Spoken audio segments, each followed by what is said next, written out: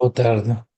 Boa tarde. Muito Tarde, boa tarde. obrigada. Boa tarde. Está também a nossa colega, a professora Boa tarde. Albertina. Boa tarde a todos. Boa Boa tarde. tarde a todos também. Boa tarde. Ok, vamos começar. Os micro... Desligar os Boa microfones. tarde. Boa tarde a todos. Boa tarde.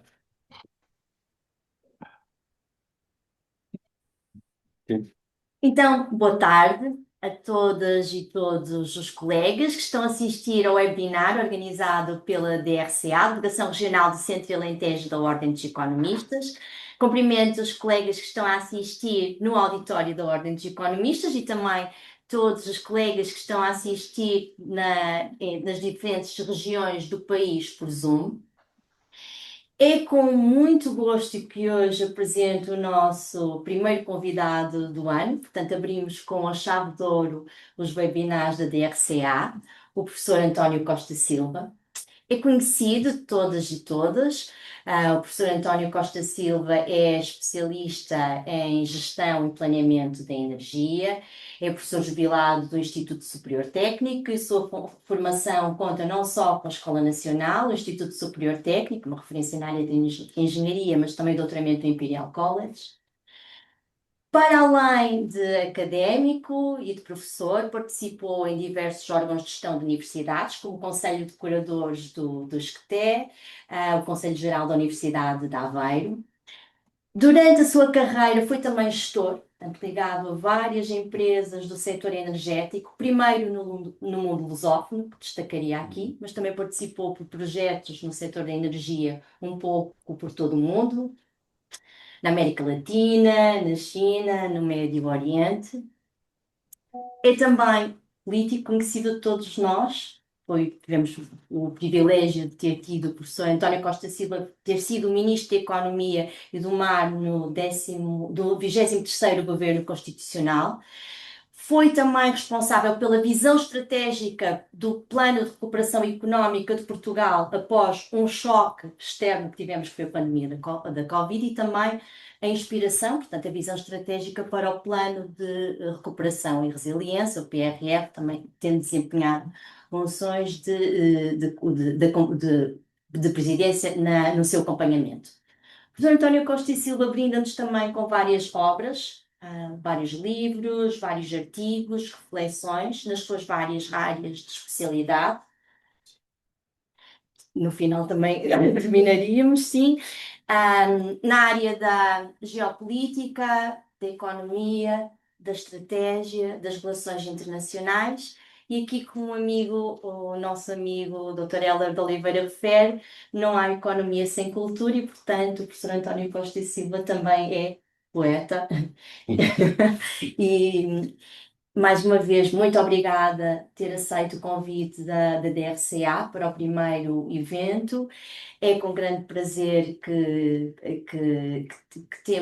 hoje iremos ter esta reflexão sobre os desafios e as perspectivas da economia portuguesa num cenário marcado por profundas alterações geopolíticas, culturais, económicas, tecnológicas ligadas ao ambiente natural. Muito obrigada mais uma vez. Desejo a todos e todos os colegas um excelente webinar e passaria aqui a palavra ao professor António Costa Silva, a quem mais uma vez agradeço em nome de todas e todos os colegas. Bem,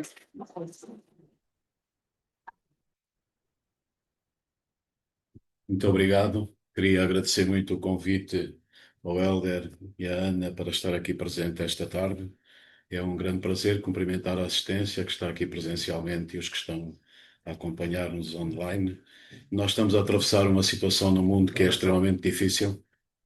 Estamos a atravessar uma situação no mundo que é extremamente difícil e complexa. Provavelmente é a situação mais perigosa que estamos a viver desde a Segunda Guerra Mundial. Estamos a ver a ordem internacional completamente em ruptura, como aliás o primeiro-ministro canadiano teve a oportunidade de dizer em Dallas. Portanto, nós estamos a passar de uma era que todos acompanhamos, de intensa globalização, intensa integração das economias mundiais, crescimento sem paralelo do comércio internacional, funcionamento quase perfeito das cadeias logísticas e de abastecimento internacional, com o célebre modelo do just-in-time, uma era de baixas taxas de juros, baixa inflação, e estamos a entrar numa era desconhecida, mas o que sabemos desta nova era é que há uma crescente fragmentação, quer geoeconómica, quer política. Há uma competição estratégica entre os grandes poderes mundiais, já a corrosão completa de toda a arquitetura com as normas, instituições e regras que guiavam a ordem internacional e que foi laboriosamente construída durante muitas décadas para permitir o funcionamento da convivência entre as nações. Sabemos já da história, e isso foi enunciado pelo sociólogo alemão Max Weber, quando estamos a falar dos Estados, o Estado tem o monopólio legítimo da violência e os Estados democráticos, isso é absolutamente claro. A ordem internacional não é assim, a ordem internacional é intrinsecamente anárquica.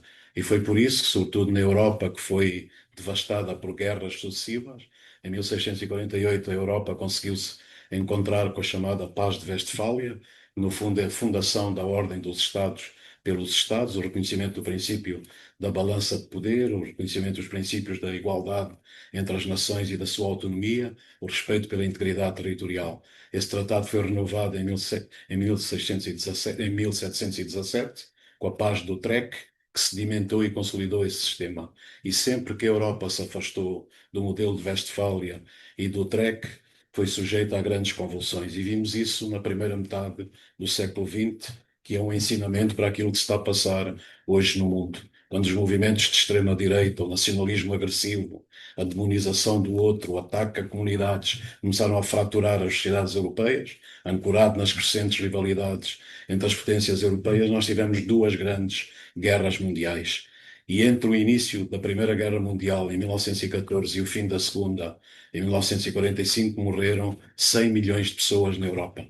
Portanto, tudo aquilo que está ligado a estes movimentos, sobretudo de extrema-direita, neste caso o movimento nazi, com as convulsões que cria, significa uma coisa: é mais violência, é mais guerra, é mais depauperação dos povos, é estagnação económica, é mais pobreza. E nós estamos a ver hoje no mundo o recrudescimento de todos estes movimentos que têm este fito muito claro. O que é aqui novo? É que a extrema-direita tomou conta da Casa Branca, não vamos ter ilusão absolutamente nenhuma. O jornalista David Gardner, que é um jornalista do Atlântico, publicou um livro que é o Plano 2025, que mostra o que é a administração Trump. A administração Trump, sobretudo quando perdeu nas eleições de 2020, passou estes 4 anos ancorada na Heritage Foundation, que é um dos think tanks mais conservadores nos Estados Unidos, e desenvolveram este projeto, que é o Projeto 2025. E como este jornalista explica, aquilo que está a passar com a administração americana está refletido neste projeto. E o primeiro aspecto é desmantelar completamente o Estado americano, é destruir a democracia americana. É isso que está a acontecer sob os nossos olhos. É reforçar os poderes do presidente. O presidente pode substituir tudo o que é o topo da administração pública, através das nomeações políticas, com leais do movimento MAGA. Isso aconteceu aos milhares. É destruir os reguladores, é destruir as instituições, é atacar a Reserva Federal, é usar o Departamento de Justiça, que na administração americana foi sempre equidistante das administrações, exatamente para manter o funcionamento da justiça, é transformá-lo num órgão político para acusar os seus opositores. Isto está a acontecer com o presidente da Reserva Federal e isto tem reflexos nos mercados financeiros mundiais que são brutais. Porquê? Porque a independência do regulador é absolutamente fundamental para o funcionamento do sistema financeiro e do sistema económico. E não só a esse nível, mas também já processou o presidente do JP Morgan, o Jimmy Dimon, portanto, e processa todos aqueles que se opõem a esta instituição. Portanto, neste sentido, o que é que se vai passar neste ano? E este ano, curiosamente, é o ano em que os Estados Unidos vão celebrar os 250 anos do seu aniversário. E nestes 250 anos, às vezes, ponho-me a pensar nisso, quando estou a ver alguns dos papers, dos Federalist Papers, dos grandes fundadores da nação americana, e todos eles, ou alguns deles, como George Washington ou Thomas Jefferson, Alexander Hamilton, à medida que se aproximavam do fim da vida, refletiram em vários desses artigos que publicaram a sua ansiedade sobre se a nação que ajudaram a fundar iria subsistir, iria ser preservada depois deles morrerem. E, portanto, eles pensavam muito no sistema de pesos e contrapesos, e, curiosamente, se viessem hoje e se ressuscitassem por alguma figura da história, ficavam surpreendidos, porque a nação que eles ajudaram a fundar, que era muito frágil na altura, transformou-se na maior potência económica, tecnológica, militar que o mundo já conheceu. Interviu em duas grandes guerras mundiais para resgatar, adivinhem só, a potência mundial que eles ajudaram a combater, o que é absolutamente extraordinário. Aboliu a escravatura. Os Estados Unidos, quando se fundaram, fundaram-se sobre a escravatura, que é uma mancha que existe no país, mas a grande nação americana conseguiu abolir a escravatura, mas a surpresa maior seria verificar que quase 250 anos depois, os Estados Unidos elegeram como Presidente da República um homem que é uma espécie de combinação entre um especialista de reality shows e um promotor imobiliário. E é isso que ele está a fazer na Casa Branca, desmantelando tudo aquilo que é a democracia americana. O que é que nos interessa para nós? É a relação com a Europa. Portanto, não há dúvida absolutamente nenhuma, está escrito na Estratégia de Segurança Nacional desta administração, que foi libertada em dezembro do ano passado, que a Europa é o inimigo. Portanto, o presidente Trump odeia a Europa, odeia o projeto europeu, e se as democracias europeias não fizerem nada e continuarem a lidar com o jacaré americano a fazer festinhas, vão parar a sua barriga. Está escrito na história. E por isso a situação é extraordinariamente difícil. No que concerne aos mercados financeiros e no que concerne à economia, é evidente que a economia americana é extraordinária. Sou um grande admirador da economia americana, é uma máquina absolutamente extraordinária de inovação, é uma máquina muito resiliente. A prova é que, com todos os disparates que a nível da política económica estão a ser feitos, a economia americana continua a crescer, embora a inflação, por causa das tarifas e do protecionismo, esteja a aumentar. O que é que está a ser sentido dentro dos Estados Unidos? É o aumento do custo de vida, só o custo da carne aumentou 15%, a inflação continua alta e não se consegue controlar, é todo o efeito que o protecionismo está a implicar para a nação americana. Há um estudo muito interessante do Economist que mostra que, ao nível das grandes empresas americanas, eles fizeram um estudo, 7 em cada 9 têm hoje uma rentabilidade menor que tinham há algum tempo atrás, exatamente por causa das imposições do presidente, o cerceamento, o desenvolvimento dos muros e a política protecionista. Queria também chamar a atenção que os mercados são a única linguagem que o presidente americano entende. Quando ele lançou as tarifas contra 70 países no mundo no dia 2 de abril de 2025, os mercados no dia seguinte tiveram um colapso de 11%.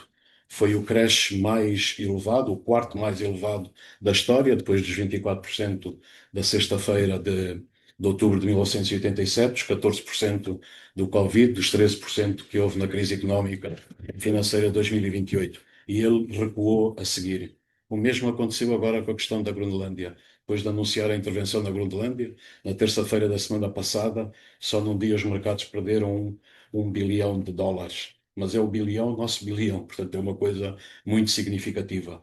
E é evidente que a incerteza das políticas e as políticas absolutamente erráticas são lesivas para os investidores. Os investidores reagem muito a isto e pela primeira vez estou a ver nos Estados Unidos, a nível daquilo que sigo dos mercados acionistas e outros, é que os investidores estão a considerar que provavelmente os Estados Unidos já não são o porto seguro para o capital global que eram antes. E é por isso que a valorização do ouro passou todas as marcas. Uma onça de ouro hoje vale mais de 5 mil dólares, é impensável, porque há algum tempo atrás valia cerca de 2.600.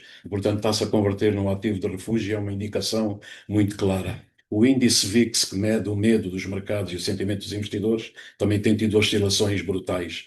E o que os Estados Unidos esperam, e particularmente os investidores americanos, é diversificar os seus investimentos, e a Europa aqui tem uma oportunidade absolutamente extraordinária se nós formos capazes de criar um mercado de capitais na Europa.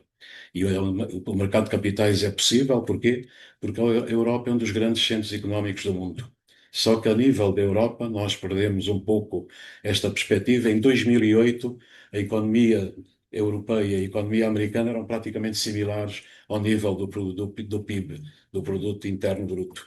Nós tínhamos na Europa em 2008 14,3 bilhões de dólares e nos Estados Unidos eram 14,7 bilhões de dólares. Portanto, era da mesma ordem de magnitude.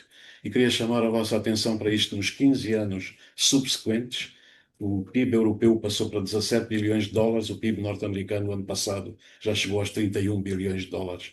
E isto é uma coisa que me confrange muito. Quando era Ministro da Economia, levei todas estas questões para ser discutidas no Conselho de Competitividade da União Europeia e acho que Portugal deve continuar a dar uma luta grande no Conselho de Competitividade para colocar estas questões, que é a questão do fosso económico. Mas além do fosso económico, nós temos também um fosso tecnológico sério hoje na Europa. Nós falamos muito de inteligência artificial, só 7% das patentes mundiais de inteligência artificial são registradas na Europa. O resto é da China e nos Estados Unidos da América. E o fosso tecnológico com a China e os Estados Unidos está-se a desenvolver dia após dia. Nos anos 90 do século passado, a Europa produzia 23% dos microchips. Os semicondutores são absolutamente fulcrais para a indústria automóvel e aeroespacial, para tudo aquilo que é tecnologia moderna, para a indústria da computação. E hoje a Europa produz menos de 6%. Se analisarem as 20 maiores empresas tecnológicas do mundo, só uma é europeia. E, portanto, a Europa, que investe muito em inovação, não está a ser capaz de converter muito deste investimento na criação de empresas tecnológicas que sejam profundamente eficazes e que possam competir com as empresas americanas. E apenas também um décimo dos dados que nós geramos na Europa são tratados dentro da Europa. É por isso que no Conselho de Competitividade houve uma discussão muito grande, depois houve várias reuniões com o Mário Draghi e com o Enrique Letta. Os dois relatórios são absolutamente fulcrais, mas passado mais de um ano nós não temos muita visibilidade de medidas que possam ter sido implementadas para corporizarem ações e em medidas estes relatórios. E no que concerne ao relatório do Enrique Letta, é também fulcral e é um dos grandes caminhos que a Europa tem para fazer face a estas grandes dificuldades. E qual é esse caminho? É consolidar o mercado único europeu. O mercado único dos que funciona melhor, que é o mercado dos bens. Há um estudo muito interessante do Fundo Monetário Internacional, que aliás o Mário Draghi, o ano passado, num artigo no Financial Times, veio recolocar. Esse estudo indica que os obstáculos, a desarmonização, as dificuldades que existem entre os vários países europeus é equivalente a uma tarifa de cerca de 40% no funcionamento do mercado de bens na Europa. E o de serviços é ainda pior, porque o mercado de serviços funciona ainda pior, é uma tarifa de 110%. E a Europa pode ter um potencial elevadíssimo se conseguir, de facto, avançar neste mercado único, quer de bens, quer no mercado único que está relacionado com os serviços, sobretudo dos serviços digitais. Mas o outro aspecto que é extraordinariamente interessante e mostra, e a mim confrange muito, porque eu sou profundamente europeísta, nasci a seguir à Segunda Guerra Mundial, tinha em casa um pai muito preocupado com a devastação que na sequência do nazismo atingiu a Europa, e, portanto, sou profundamente europeísta, mas a Europa está a funcionar mal. Reparem na questão dos capitais. A União de Poupanças na União Europeia ascende a 33 bilhões de dólares, uma quantidade astronómica de dinheiro. Onde é que está este dinheiro? A maior parte deles está parado. Só 34% está em contas ativas na Europa. E onde é que os europeus investem? Todos os anos 300 mil milhões de euros vão da Europa para os Estados Unidos e são investidos nas empresas americanas e na economia americana. E nós precisamos desesperadamente, na Europa, do funcionamento do mercado de capitais, de desenvolver todo este projeto que há anos e anos se discute, mas pouco tem avançado. Felizmente, o Presidente do Conselho Europeu e a Presidente da Comissão Europeia estão a tomar algumas iniciativas que, a meu ver, são muito importantes face ao protecionismo que vem dos Estados Unidos. E o protecionismo significa cercear o comércio. O que está provado na história, o comércio é um grande estabilizador das relações internacionais, é um pacificador da ordem internacional, é um promotor da criação de bem-estar e de riqueza. Já o filósofo francês Montesquieu dizia que o comércio é exatamente um pacificador das relações internacionais e que devia ser sempre desenvolvido e incentivado.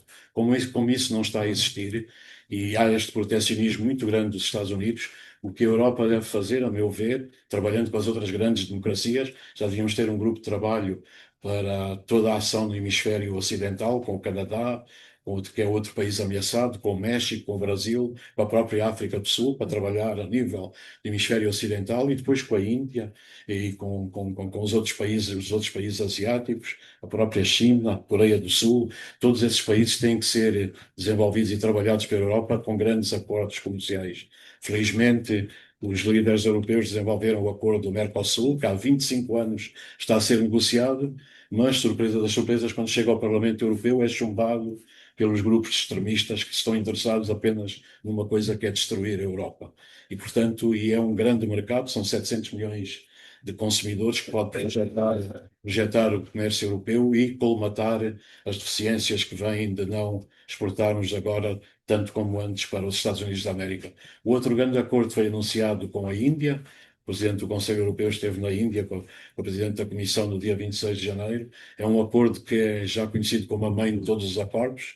O mercado europeu com o mercado indiano são 2.000 milhões de pessoas, equivale a 25% do PIB mundial. A troca de bens o ano passado entre a União Europeia e a Índia atingiu 120 mil milhões de euros e, se adicionarmos os serviços, são mais 60 mil milhões de euros. Mas tem potencial para aumentar 10 vezes mais num horizonte temporal entre 5 a 10 anos. E o outro grande parceiro asiático deve ser a China.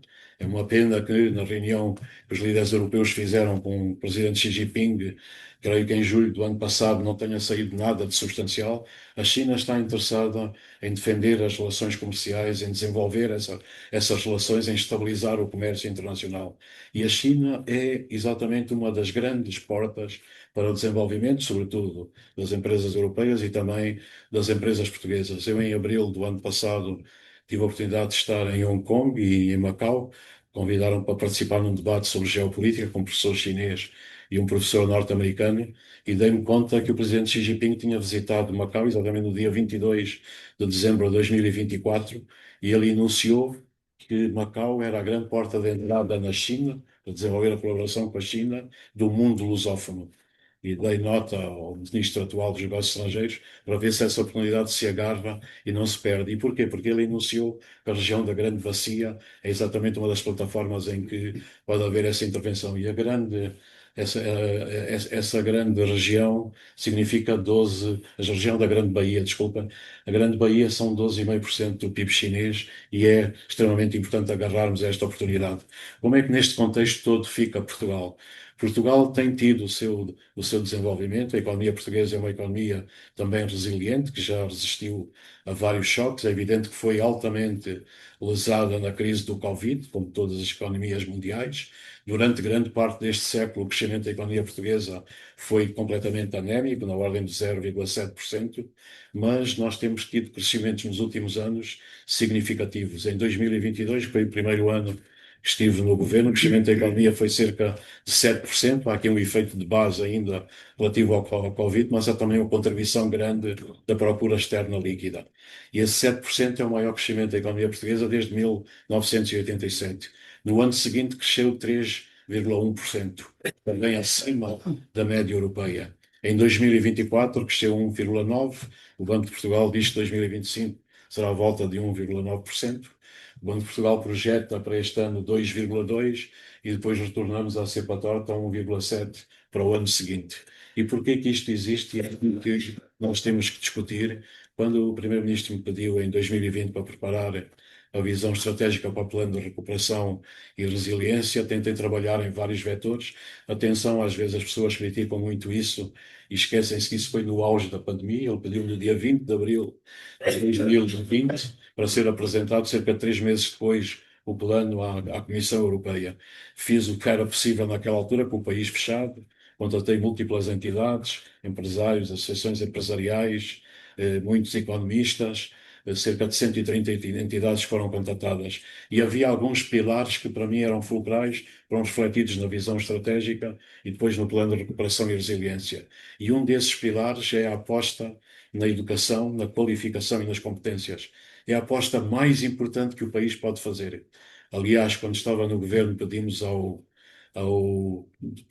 Escola de Economia da Universidade do Porto, à Faculdade de Economia, para fazer uma avaliação do impacto do PT 2020 na economia portuguesa e quais eram os investimentos que tinham sido mais reprodutivos ao nível do funcionamento da economia. E o que veio à cabeça foi investimento em qualificações, educação e competências. Tem um efeito multiplicador de 7 na economia. O segundo foi exatamente as infraestruturas produtivas e de transporte. E, curiosamente, com o terceiro componente, que é a inovação, foram os 3 pilares em que assenta essa visão estratégica. E, portanto, desse ponto de vista, foi muito importante reativarmos e consolidarmos esses investimentos que foram feitos, estão refletidos não só no plano de recuperação e resiliência que está em curso, mas também no PT 2030. Queria só dizer que nas infraestruturas tinha chamado a atenção que o país devia investir não só para reforçar tudo aquilo que ainda não estava feito em termos rodoviários, ferroviários, aeroportuários, mas não esquecer as infraestruturas digitais. E fico muito contente porque no ano passado, a nível dos investimentos nas infraestruturas digitais, para a rede de alta capacidade, nós temos 94% do território nacional hoje completamente coberto, compara com 78% na Europa, e tudo aquilo que tem a ver com 5G, temos 98% do país já completamente preenchido, o que compara com 89% na Europa. E este caminho foi um caminho vital. Porquê? Porque o outro elemento que tinha tentado chamar a atenção na visão estratégica, que depois traduzimos no plano de recuperação e resiliência, era contrariar muito o negativismo nacional, que diz que somos um país de pobres, um país que nunca conseguiu fazer nada, somos um caso perdido no mundo. Nem 8 nem 80, não somos os melhores do mundo, estamos longe de ser os piores do mundo. E temos um recurso extraordinário, que é o recurso geográfico. E, portanto, nesse documento dizia que Portugal é absolutamente central no Atlântico. É um país central no Atlântico e deve aproveitar isso para, através dos portos, da digitalização dos portos, e há uma grande agenda mobilizadora do PRR aí, para desenvolver os portos e alavancar o setor exportador e ligar-se ao mundo, mas depois não esquecermos o que se passa no fundo do oceano. E nós hoje, o país hoje, felizmente, as pessoas não acreditavam naquela altura, mas está no centro da geografia de cabos submarinos do mundo. Nós estamos ligados a Fortaleza, na América do Sul, através do cabo Ela Link, estamos ligados à cidade do Cabo, todo o continente africano, através do cabo Equiano, são 11.700 quilómetros. Estamos ligados ao norte da África e à Ásia por dois cabos, o Medusa e o Tu-África, e atenção, a Google está a instalar um cabo para ligar os Estados Unidos às Bahamas e a Portugal. Porquê é que isto é importante? Porque 98% da informação que nós utilizamos hoje passa por estes cabos submarinos. E Portugal está exatamente no centro desta geografia no Atlântico. E é por isso que temos sido capazes de atrair investimentos muito importantes para os centros de tratamento de dados de alguns dos maiores operadores mundiais. E em Sines, esses centros estão claramente visíveis. Nós, no governo anterior, tínhamos 8 mil milhões de euros de investimento atraído. A senhora Ministra da Energia e do Ambiente anunciou há pouco tempo que já tem mais uma pilha de 30 mil milhões de euros de investimento, de intenções de investidores, para desenvolver e alavancar todo este sistema. E porquê que na altura insisti nisso? Porque há estudos de vários economistas, sobretudo norte-americanos, 1/3 do crescimento da economia mundial nas próximas décadas vai vir exatamente dos centros de dados e da sua ligação à conectividade e ao tratamento da informação, vai ser absolutamente decisivo para o futuro. Eu espero que o país consiga consolidar, digamos, esta base e avançar em direção ao futuro. O outro aspecto que é muito interessante, que estava refletido na visão e depois no plano de recuperação e resiliência, é aquilo que os economistas portugueses falam há muitos anos, é transformar o perfil produtivo da economia portuguesa. Nós temos uma economia que ainda está muito especializada em setores de baixa produtividade e de baixo valor acrescentado. E nós temos que mudar esse modelo. E só podemos mudar esse modelo investindo em inovação e ligando as empresas às universidades e ao sistema tecnológico e científico. E é isso que está a ser feito no âmbito do Plano Nacional de Recuperação e Resiliência, com um grande investimento ao nível da inovação e competitividade empresarial, e atenção, o investimento para mim é emblemático, que é provavelmente o investimento mais importante que já foi feito na economia portuguesa nas últimas décadas, que é o investimento das agendas mobilizadoras do PRR. As agendas mobilizadoras são cerca de 52, estão a funcionar, e qual é o paradigma aqui? Na minha visão, nós temos muitas qualidades, os portugueses têm muitas qualidades, mas temos um grave defeito, que é trabalhamos muito pouco uns com os outros, falamos pouco uns com os outros, nós temos um minifúndio inscrito na nossa matriz cultural e na nossa alma. E, portanto, às vezes é difícil falarmos uns com os outros. Qual foi o modelo das agendas?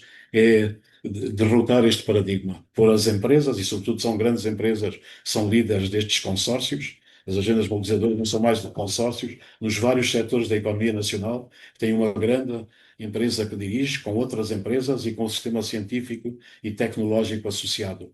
e elas estão a mudar o funcionamento. Algumas das agendas, quando assisti na altura, as pessoas diziam: Senhor Ministro, é a primeira vez que nós todos trabalhamos neste setor, estamos todos aqui na mesma sala a falar uns com os outros. Isto está a deixar um traço, e eu espero, aliás, deixei na minha pasta de transição, que tínhamos que começar a pensar no pós-PRR. E queria-vos dar alguma ideia do que é que se passa com as agendas mobilizadoras. No fundo, o que se passa aqui, nós temos 6 fatores que estão hoje a intervir no funcionamento da economia portuguesa e que podem prepará-la para dar um salto, se tivermos atenção a nível das políticas públicas, como é que podemos catapultar todas estas valências. Nós temos, a nível das exportações, somos um país cada vez mais exportador. Chama a atenção para que em 2022 as exportações pela primeira vez na história chegaram a 50% do PIB. 2023 declinaram um pouco deste valor. Nos últimos anos têm declinado. Aqui tem algo que tem que se olhar. Estou muito preocupado porque o proteccionismo pode levar a que este fator se perca. Mas é um fator muito importante. Porquê? Porque um país cada vez mais exportador é um país que tem uma economia com grande vitalidade e consegue competir nos mercados internacionais. E nós não podemos ter medo de competir nos mercados internacionais, porque o nosso mercado é um mercado exíguo. O segundo fator que está a funcionar é a força de trabalho. Nós temos mais de 5 milhões de pessoas hoje a trabalhar em Portugal e, atenção, 34% destas pessoas têm formação superior. É ainda pouco, talvez, mas nunca aconteceu antes na história. E as pessoas, quando têm formação superior e chegam ao chão de fábrica, e tive a oportunidade de ver isso, sobretudo os que vêm jovens, que se misturam com os mais experientes, é um impacto extraordinário, aqui na reconfiguração das cadeias de produção, no pensamento relativamente ao modelo de negócios, no pensamento da cadeia de valor, no marketing internacional, na relação com o exterior do país e no desenvolvimento dessa capacidade exportadora. O terceiro elemento é exatamente a inovação. Nós, alguns anos atrás, éramos um país que não dávamos muita atenção ao capital intangível. Em 2022, as patentes que o país registrou significaram um aumento de 7,6% relativamente ao ano anterior. No ano seguinte foram 5,6%. Em 2024, mais 4,4%. Isto é, o país está a registrar cada vez mais patentes. E um aspecto muito interessante, há um estudo recente da Comissão Europeia que diz que Portugal, entre 2021 e 2023, é o país que mais investiu em inovação. E há um estudo sobre exatamente o PRR, os vários PRRs da União Europeia, que diz que o PRR português é aquele que tem maior conteúdo de inovação, representa cerca de 17% do total, e compara com a média de 9% na Europa. Isto está refletido exatamente nestas agendas mobilizadoras que eu falarei um pouco mais à frente. O outro elemento que é crucial é a atração de investimento direto estrangeiro. Nós já estamos no top 7, 8 da União Europeia, na atração de investimento direto estrangeiro. Cerca de 3,6% desse investimento que chega à Europa vem para Portugal. Podemos fazer muito mais e o AICEP tem feito um trabalho muito importante e vai com certeza consolidar e desenvolver ainda mais esse trabalho. Depois, o outro fator é a diversificação da economia. Nós dizemos muitas vezes que a economia é só turismo. Não é verdade. Nós temos, por exemplo, um setor que é o da indústria metalomecânica, fabricação de máquinas e de equipamentos. É dos setores mais extraordinários que nós temos no país. Em 2022 veio à frente do turismo. Eles exportaram 23 mil milhões de euros. O turismo 21,1.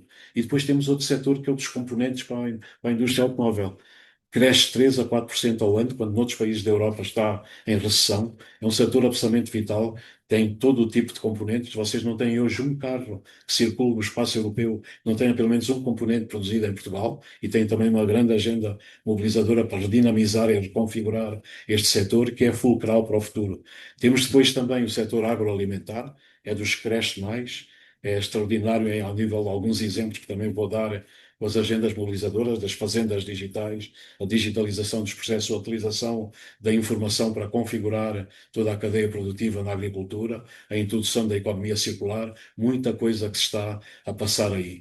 E o último elemento que é chave são as empresas tecnológicas. Nós temos startups no país. As startups são cerca de 5 mil hoje. Temos a Startup Portugal, que é desenhada exatamente para auxiliar os jovens que tenham ideias para desenvolver os seus projetos. E que no governo anterior, quando estava como Ministro da Economia, conseguimos fazer a lei das startups. E fiquei muito, muito sensibilizado com a história do Nuno Fonseca. O Nuno Fonseca é um dos nossos empresários extraordinários, de uma área em que Portugal, provavelmente no grande público não se conhece isso. Nós temos das melhores empresas do mundo na engenharia acústica e engenharia de som. Este homem, o Nuno Fonseca, era o professor da Universidade do Politécnico de Leiria, é um apaixonado, um engenheiro eletrotécnico apaixonado pelo som, desenvolveu as suas tecnologias e eu fiquei muito sensibilizado porque ele disse, a certa altura não sabia se ia criar a empresa e sair da escola, sair de um emprego seguro, como é que ia sustentar a família. E felizmente ele deu esse passo. E ele conta essa história extraordinária e é algo que eu penso que os nossos jovens já têm hoje, são jovens que olham para o mundo. Ele disse que pegou na sua tecnologia e para onde é que ele foi? Diretamente para Los Angeles. Contatou todos os estúdios de Hollywood e apresentou a sua tecnologia. Ele diz que os americanos têm muitos defeitos, mas têm uma grande qualidade. Se alguém bate à sua porta e diz, tenho aqui um produto que lhe pode interessar, eles ouvem. E o que é que se passa? Esta empresa, a Sound Particles, tem o som da Sound Particles em todas as grandes produções, desde a Guerra das Estrelas, o Doom, recentemente com o Oppenheimer e outros. E temos no Norte também a Art Novian, que é especialista em engenharia acústica, mas sobretudo para teatros, para a ópera. A Ópera de Viena tem a tecnologia da Art Novian, o Parlamento belga em Bruxelas tem a tecnologia deles. E, portanto, nós podemos ser como os melhores, desde que existam condições, e, portanto, as empresas tecnológicas vieram introduzir esse aspecto.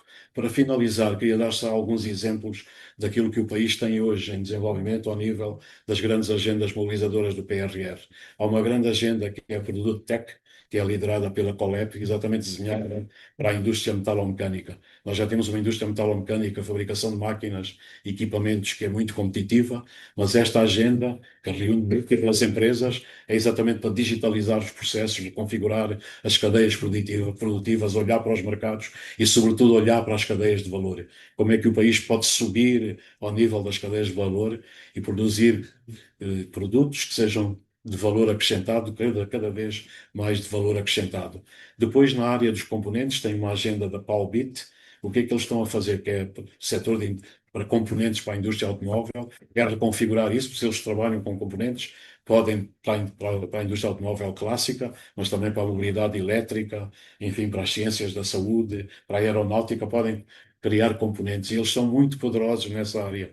E estão já a desenvolver peças com multimateriais, peças de alta resistência, com várias tecnologias incorporadas, inclusive produtos reciclados, que é extremamente positivo e extremamente importante. Na área da energia, há uma agenda que é a Aliança, da Bosch Portugal, que lidera várias empresas, exatamente para a eficiência energética dos edifícios. 40% das emissões de CO2 que nós temos no país vêm dos edifícios. E o que é que eles estão a criar? Já produtos completamente inovadores, por exemplo, bombas de calor. Atenção que as bombas de calor transferem o calor do ambiente para os edifícios. Não geram energia, mas são altamente, são uma fonte renovável, são consistentes e estão alinhadas com os objetivos ambientais. Desenvolveram também um esquentador elétrico instantâneo, que eu penso que vai fazer o seu caminho. Temos outras grandes agendas aonde, na área por exemplo, da Aerofio, que é uma empresa de Leiria, o que é que eles estão a fazer? Estão a agarrar em toda a tecnologia de impressão tridimensional, 3D printing. A impressão tridimensional pode regionalizar as cadeias de produção. E eles já criaram para formatar esta impressão tridimensional, estão a trabalhar com materiais poliméricos reciclados, materiais que vêm inclusive produtos biológicos, materiais híbridos, e é um caminho que pode ser muito importante para o futuro. Na área das ciências da saúde, a meu ver, é um dos setores em que Portugal pode ser diferenciador. Nós temos 4 grandes agendas, uma delas é da Blue Pharma, uma empresa de Coimbra. Nós já temos as nossas grandes empresas que trabalham na área da saúde, as empresas farmacêuticas, a Ovione, a Bial, que são empresas de dimensão internacional, com os seus modelos de negócio. A Blue Pharma, o que é que está a fazer com esta agenda mobilizadora?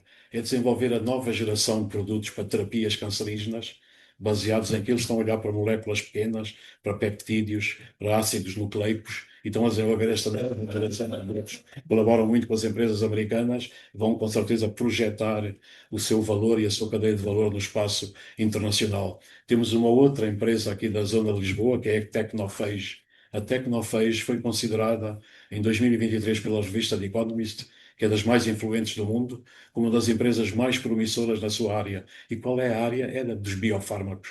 É fazer medicamentos com produtos biológicos, não com os produtos convencionais que são a matriz da indústria.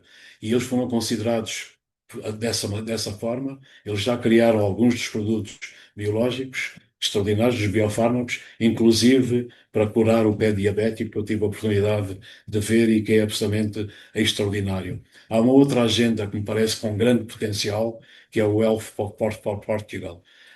O Health for Portugal, o que é que estão a fazer? É usar as tecnologias que nós temos hoje, as tecnologias digitais, sobretudo a inteligência artificial e as máquinas que aprendem. Quando, muito antes de ser ministro, acompanhei um projeto que estava a ser feito pelo MIT, que era um projeto de aplicar estas tecnologias a mulheres que têm câncer da mama nos Estados Unidos. Eles tinham uma base de dados anonimizada de 50 mil mulheres americanas. Não tem nome das mulheres, só tem a sua história clínica. E o que é que estas tecnologias fazem? São extraordinárias porque detectam a decomposição inicial das células, que é indicadora da doença, muito cedo no percurso clínico das mulheres. E vocês veem o impacto que isto pode ter com 5, 6 anos de avanço. Pode ser tratado, a terapia certa, prolonga a vida, neste caso das mulheres, é um benefício extraordinário. E o que é que eu pensei na altura? Nós temos a nossa população que tem 65 anos ou mais, com várias comorbilidades, doença de Parkinson, doença de Alzheimer. Se nós tivermos estas bases de dados funcionais com estas tecnologias, o país pode dar um salto extraordinário também a nível do futuro. Não só porque contribuindo para a vida das pessoas, mas criando produtos e serviços de alto valor acrescentado. E isso vai necessariamente acontecer, porque estas tecnologias têm esse efeito. O mercado mundial está estimado para este ano de 2026, só nesta área, aplicar tecnologias digitais aos dados de saúde, em 600 mil milhões de dólares. Se o país conseguir trair 5, 6% das capacidades que tem deste mercado, será absolutamente extraordinário. Queria referenciar também algumas ideias completamente fora da caixa. Por exemplo, nós temos uma agenda, uma grande agenda mobilizadora, que é da empresa do Nuno Sebastião. Nuno Sebastião é um dos nossos grandes empresários, criou a FIDESAI. Atenção à FIDESAI, que continua com a sua sede em Coimbra, é uma das grandes empresas na área das finanças. 30% das transações financeiras mundiais passam pelas plataformas da FIDESAI, que está localizada em Coimbra e tem os seus ramos por todo o mundo. Mas eles pensam muito bem e criaram uma agenda mobilizadora que é a Neurospace. E dou este exemplo porque nós também temos que pensar fora da caixa. O que é que eles viram? Olharam para o espaço. Nós temos hoje no espaço cerca de 10 mil satélites. O espaço está cheio de objetos, são 16 mil, alguns cientistas dizem mais de 20 mil, são objetos às vezes de pequena dimensão, 10 centímetros ou mais. Quando colidem com os satélites, as perdas são colossais. E o que é que eles fizeram? Estão a usar a inteligência artificial para ver a trajetória dos satélites no espaço, a trajetória dos vários detritos do lixo espacial e terem órbitas otimizadas que evitem os choques. O que é que eles já têm nesta altura? Contratos com mais de 300 satélites no mundo. Isto é um mercado que vai explodir e Portugal pode também ter o seu pé neste mercado internacional. E porquê? Se olharem para a OneWeb, para a Starlink, para a Amazon, com as constelações de satélites que eles anunciam, dos 10 mil, nós vamos passar em 10 anos para 100 mil satélites no espaço. Se estes satélites chocam periodicamente com este lixo espacial, são perdas colossais. É mais uma questão que pode ser mudada assim. Queria também falar dos setores tradicionais. Por exemplo, a indústria têxtil tem uma grande agenda mobilizadora que é a Nau Verde, liderada pela Riopel. O que é que eles estão a fazer? Aplicar a economia circular a toda a cadeia de valor, reprocessar produtos. A indústria têxtil é das indústrias em que a taxa de circularidade dos materiais no mundo é mais baixa, menos de 1%, e eu vejo as nossas empresas têxteis a aderir a este aspecto e vão se diferenciar no mercado com esse aspecto. Um outro elemento muito importante é a eficiência na utilização da energia e dos materiais, e, portanto, que é um dos grandes objetivos da agenda. E quando visitei a Calvlex, que é uma das nossas empresas têxteis também emblemática, que estão dentro da agenda, eles estavam a usar, no âmbito da agenda, a inteligência artificial para construírem o que eles chamam uma tecidoteca, uma biblioteca de tecidos. Tem todos os tecidos do mundo mapeados, rastreados, inclusive a sua pegada carbónica, e face às novas tendências do mercado, a inteligência artificial vai indiciar quais são os tecidos que vão ser mais requisitados na próxima estação, permite antecipar, reconfigurar as cadeias produtivas e ter uma competitividade grande no mercado. A agricultura e as florestas. são outro setor fundamental da economia portuguesa. A Ascensa lidera uma das agendas na área da agricultura. O que é que eles estão a utilizar? Também a economia circular, mas atenção, muita preocupação com a proteção dos solos. Se nós continuarmos a fazer a agricultura como fazíamos antes e a usar os fertilizantes químicos aos ritmos que eram usados anteriores, nós vamos destruir aquilo que é o valor maior para todo o setor agrícola, que são os solos. E eles estão a proteger os solos com uma nova geração de produtos fitofarmacêuticos, de base biológica ou de base híbrida. Atenção, também estão a apostar na nutrição dos solos, através da criação de biofertilizantes, de bioestimuladores, portanto, produtos que façam essa função, não com os fertilizantes químicos tradicionais, mas com os produtos biológicos, que são muito sustentáveis. E o outro elemento são as fazendas digitais. Nós, com a informação que hoje temos no mundo e com a nova geração de agricultores, um pouco que a pandemia também levou alguns dos jovens que foram para o campo, e é um setor que se pode desenvolver, é usar exatamente esse tipo de informação para regular a intervenção nas colheitas, a intervenção nos solos e serem muito mais promissores ao nível do desenvolvimento de todas essas atividades. Portanto, este conjunto de agendas eu espero que mude o funcionamento da economia, mude o funcionamento das empresas, crie produtos e serviços de alto valor acrescentado e permita ao país dar um salto. E o país só vai dar esse salto se também souber lidar com questões que são fulcrais. Uma delas é o PIB per capita.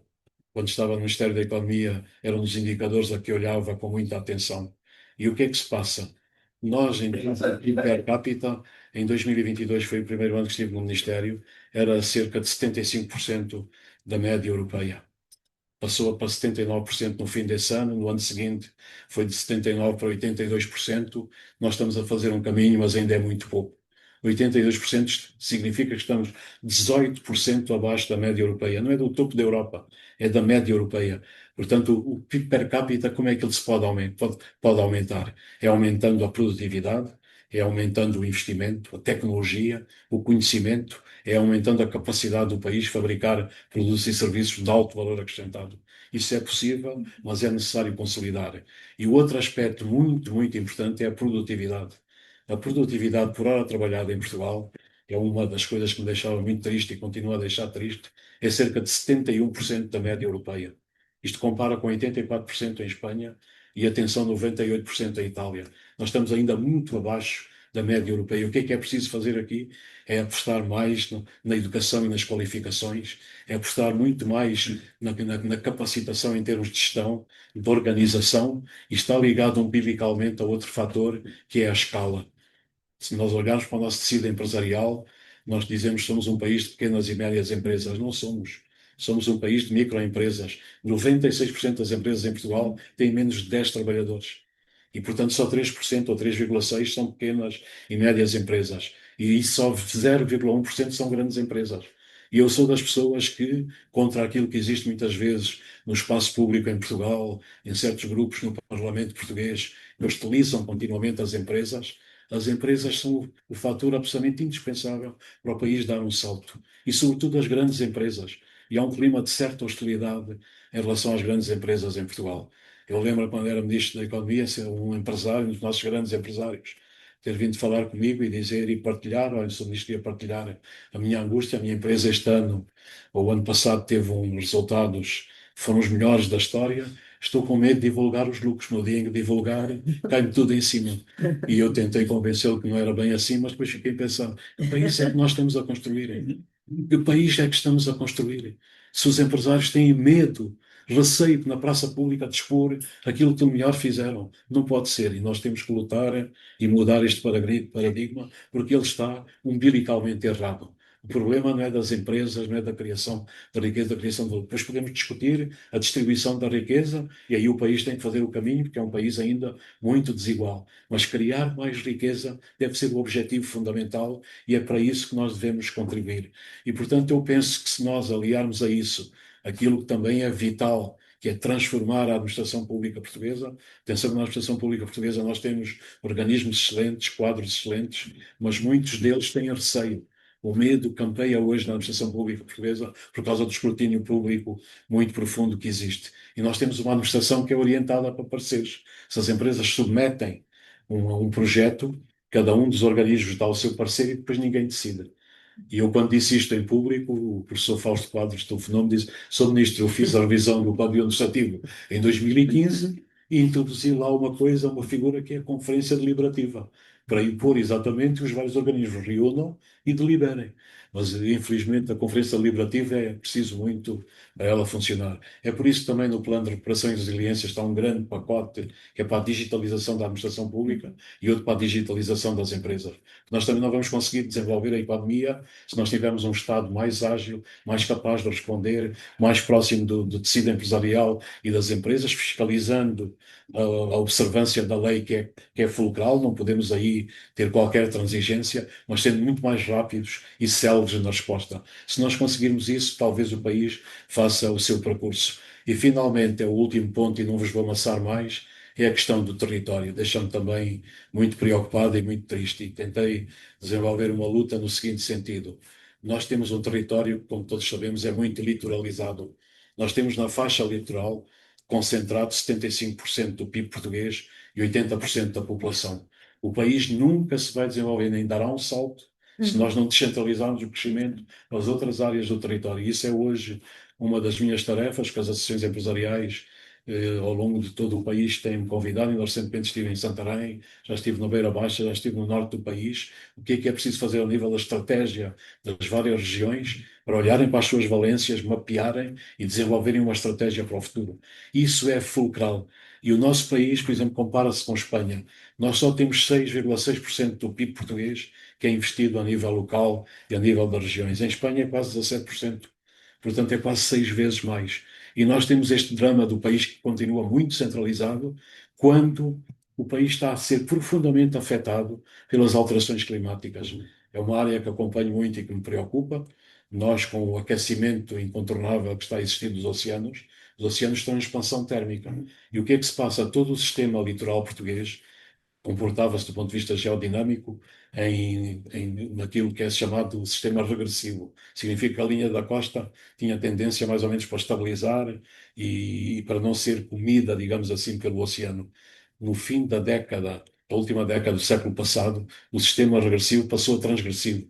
Exatamente porque o oceano está-se a expandir e nós temos 25% da costa portuguesa sob erosão. Se nós não formos capazes de centralizar o crescimento do território e ter no país, desde Trás-os-Montes, em Braga, Guimarães, no centro do país, com as ciências da saúde, em Leiria, Santarém, em Ponte de Soura, por exemplo, onde está o cluster aeronáutico, nós temos também uma grande agenda aeronáutica que está a ser executada em Ponte de Soura pela empresa de engenharia aeronáutica, outro grande setor que tem grande capacidade para se desenvolver no futuro. Eles vão fazer a primeira aeronave com tecnologia e engenharia portuguesa e com a participação do SEI, que é um dos nossos grandes centros tecnológicos, que é o Luz 222, é essa aeronave com para 19 lugares também para transportar mercadorias e, portanto, Ponte de Soura e o Alentejo têm essa capacidade. E depois há o outro setor que tem imenso potencial, que é o setor também da economia do mar. Mas ainda na semana passada estive no ISEG num debate em que participou também o professor Augusto Mateus e, portanto, quando estávamos a discutir tudo isso, depois ele dizia-me, pois é, o Portugal é um país que tem todas estas andorinhas, mas falta fazermos a primavera. Eu concordo com ele. Nós temos as andorinhas que estão em desenvolvimento, que estão a fazer o seu percurso. Agora, para fazermos a primavera, precisamos de um salto. E o salto tem que se fazer nestas várias dimensões, tem que se fazer com o pós-PRR, tem que fazer com apoiar e desenvolver tudo aquilo que está a ser criado no país e ter muita atenção para o funcionamento do sistema económico no nosso país. Muito obrigado.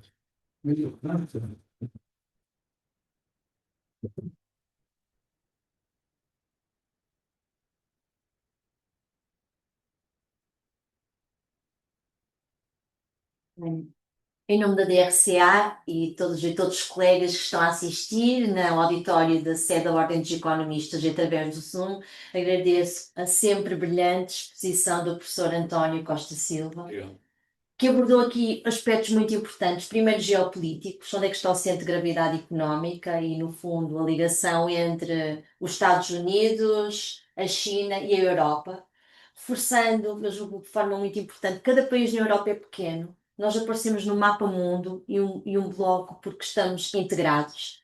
e, portanto, o caminho para uma integração no mercado de capitais é também muito importante. Em Portugal temos alguns desafios estruturais da produtividade. O nosso colega Miguel de Oliveira, estamos sempre a refletir sobre este tema da produtividade. O grande desafio, porquê? Porque encontramos também aqui estes exemplos excelentes das agendas mobilizadoras. Portugal tem excelentes empresas por todo o país que venceram o desafio da produtividade e são um referencial internacional de criação de valor, de competitividade e criação de riqueza. Há, de facto, aqui um desafio em passar isto para a realidade de todo o país, com uma maior coesão, mas temos exemplos excelentes. Eu notei aqui várias empresas que podemos até visitar na nossa operação. Deixava agora aqui, depois desta brilhante exposição e reflexão, abríamos aqui o espaço para algumas questões dos nossos colegas. Podíamos começar a abrir talvez 3 questões e depois o professor responderia às primeiras 3 questões. Colocaria aqui, podíamos começar talvez pelos colegas que estão a assistir na sala e depois passaríamos para os colegas que estão a assistir via Zoom. Acho que vou sair e entrar outra vez.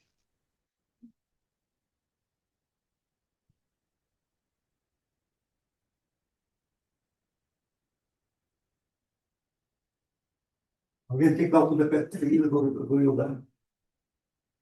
Professor, eu acho que é muito difícil não concordar consigo. E é muito difícil também não perceber que o país pode, e com todos os trambolhões, está aí, tem todas as condições e está aí no caminho, é um caminho correto e é um caminho de sucesso, de certeza absoluta. Obviamente, dito isto, nesta altura, parece um contrassenso ou um paradoxo. Mas creio que, até depois por tudo que o professor disse, concorda de certeza absoluta com este ponto de vista. Portanto, é todo um caminho que já não tem retorno, vai continuar. Agora, há alguns problemas no horizonte. Um dos problemas é a própria Europa. Concordo ou não que a Europa também vai sair reforçada deste processo. O quando, provavelmente ainda não está definido, mas a Europa vai ficar mais forte e vai ser reforçada e ter um papel muito mais estratégico a nível de toda a geopolítica e a geoeconomia internacional. Até porque, como sabemos, historicamente a Europa só consolida no bom processo quando há uma crise e quando está aflita. É preciso ter uma crise e estar aflita para haver essa consolidação da Europa. Portanto, por aí eu acho que vamos ser todos mais reforçados na nossa ordem total, na nossa quinta europeia, etc, etc. Mas nós estamos no Atlântico Norte. No Atlântico Norte temos um elefante que está a partir a luz toda, que está ali ao lado. O problema é o que é que vai acontecer a este Atlântico Norte, com toda a força geoestratégica que tem, não é? Estou de acordo, e o professor referiu isso, onde agora temos um elefante, que é um elefante preso, e que está a partir a lança toda. Como é que a Europa e o mundo vai lidar com este elefante que tem na sala e está a partir a lança toda? Na sua grande experiência e perspectiva geoestratégica e geopolítica que tem, agora temos um bocado de economia, mas as coisas estão todas ligadas, como é que vê, como é que o mundo, e sobretudo a Europa, porque é a Europa que tem que lidar com ela aqui perto, com o Atlântico Norte, vai lidar com este elefante que está a aparecer a lança toda. Sim, temos mais duas perguntas aqui da sala e depois responder o professor respondia. Sim, peço aos colegas para, por favor, se identificarem. Já posso assistir da SAER e da Exatamente. Neves, sou professor de desenvolvimento. Pode só repetir o seu nome, faz favor. Pedro Neves. Pedro Neves, ok. Sou professor de desenvolvimento sustentável no Japão, em Portugal, em várias universidades. Neste momento tenho vindo a implementar VLRs. E os VLRs são relatórios voluntários locais. Estes relatórios voluntários locais têm uma base, é falarmos através do desenvolvimento sustentável, tal como fez, sempre integrando a dimensão económica, social e ambiental, mas neste momento o exemplo mais avançado é o município de Mafra. A certa altura, quando estávamos a falar do plano de desenvolvimento para Mafra, também dizia, eu acho que vou ter aqui um pipeline de projetos de 30 milhões. Nós começamos a fazer o levantamento e neste momento eu tenho um pipeline de projetos de 1.100 milhões de euros. Mais de 300 projetos. O orçamento de Mafra são 170 milhões e por isso nós efetivamente conseguimos olhar para o futuro e alavancar processos de desenvolvimento porque têm uma visão. E esta foi uma questão que eu achei muito interessante. Quando as Nações Unidas nos vieram visitar, eles disseram: vocês estão a fazer um bom trabalho, mas Brisbane, na Austrália, está a fazer um trabalho ainda melhor. Eu fui curioso, fui estudar para Brisbane. Neste momento, Brisbane está com um pipeline de 30 mil milhões, bilhões neste momento americanos, 30 mil milhões. E aquilo que eu achei muito curioso é que as ferramentas de desenvolvimento, os modelos de desenvolvimento, partem de visões. Não uma visão, mas visões. E a minha pergunta neste momento tem que ver com isto. Eu já o ouvi várias vezes, sou um apaixonado pelo aquilo que faz e por aquilo que partilha, mas aquilo que eu pergunto é, não há necessidade de nós termos este tipo de pensamento organizado e sairmos do minifúndio e, no fundo, conseguirmos ter um clube de senadores onde nós possamos lançar, pôr a bola, mas pôr a bola de uma maneira integrada para o conjunto de visões, não só dos municípios, que estamos a fazer, está a funcionar bem, mas a nível de país. Minha pergunta é, qual é o futuro que nós queremos para Portugal? E dentro desta perspectiva do futuro, como é que nós o vamos organizar e onde é que nós o vamos debater? Sabendo que estas visões vão ser sempre dinâmicas. Por isso, a pergunta, de uma forma muito concreta, é como é que podemos reunir e utilizar inteligência, conhecimento, implementação e podemos efetivamente transformar isto depois em pipelines de negócios que sejam transparentes e efetivamente vão criar oportunidades para aquilo que nós estamos a fazer. Obrigado. Aceitávamos uma terceira questão. Eu posso falar, né? Eu não estava com a ideia de fazer pergunta nenhuma, mas já agora que está aqui o telefone, o microfone à mão, eu sou muito crítico da Europa, da União Europeia. Nós vivemos neste momento num período em que há potências, há a China, há a Rússia, há a Europa, a América do Norte. São potências com quem nós competimos, a Europa. A verdade é que a Europa, nos quatro, eu acho que era membro do governo quando vimos à Europa, acho que foi em 85, portanto, passaram 40 anos para aí, digamos assim. E o que se passa é que, enquanto esses países, China, a Rússia, os Estados Unidos, conseguem fazer desenvolvimentos económicos integrados, porque o país, o que tem são províncias, a Europa tem países. E acho que aquilo que a Europa fez de bom foi criar uma moeda. Mas, tirando isso, as estratégias de desenvolvimento da Europa é uma soma das estratégias que depois procuram coordenar, mas na realidade são os países.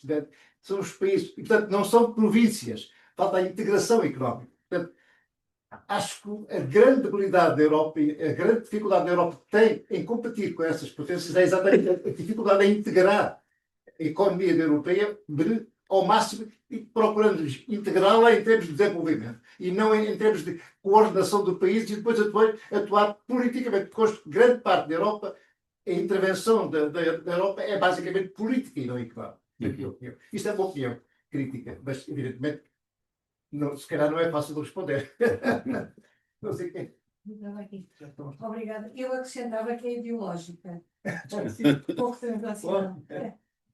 Eu queria fazer ao Sr. Professor duas questões que não têm nada a ver e que são muito diferentes da abordagem que normalmente fazemos. Uma é a relação entre a segurança social, o orçamento de segurança social e defesa.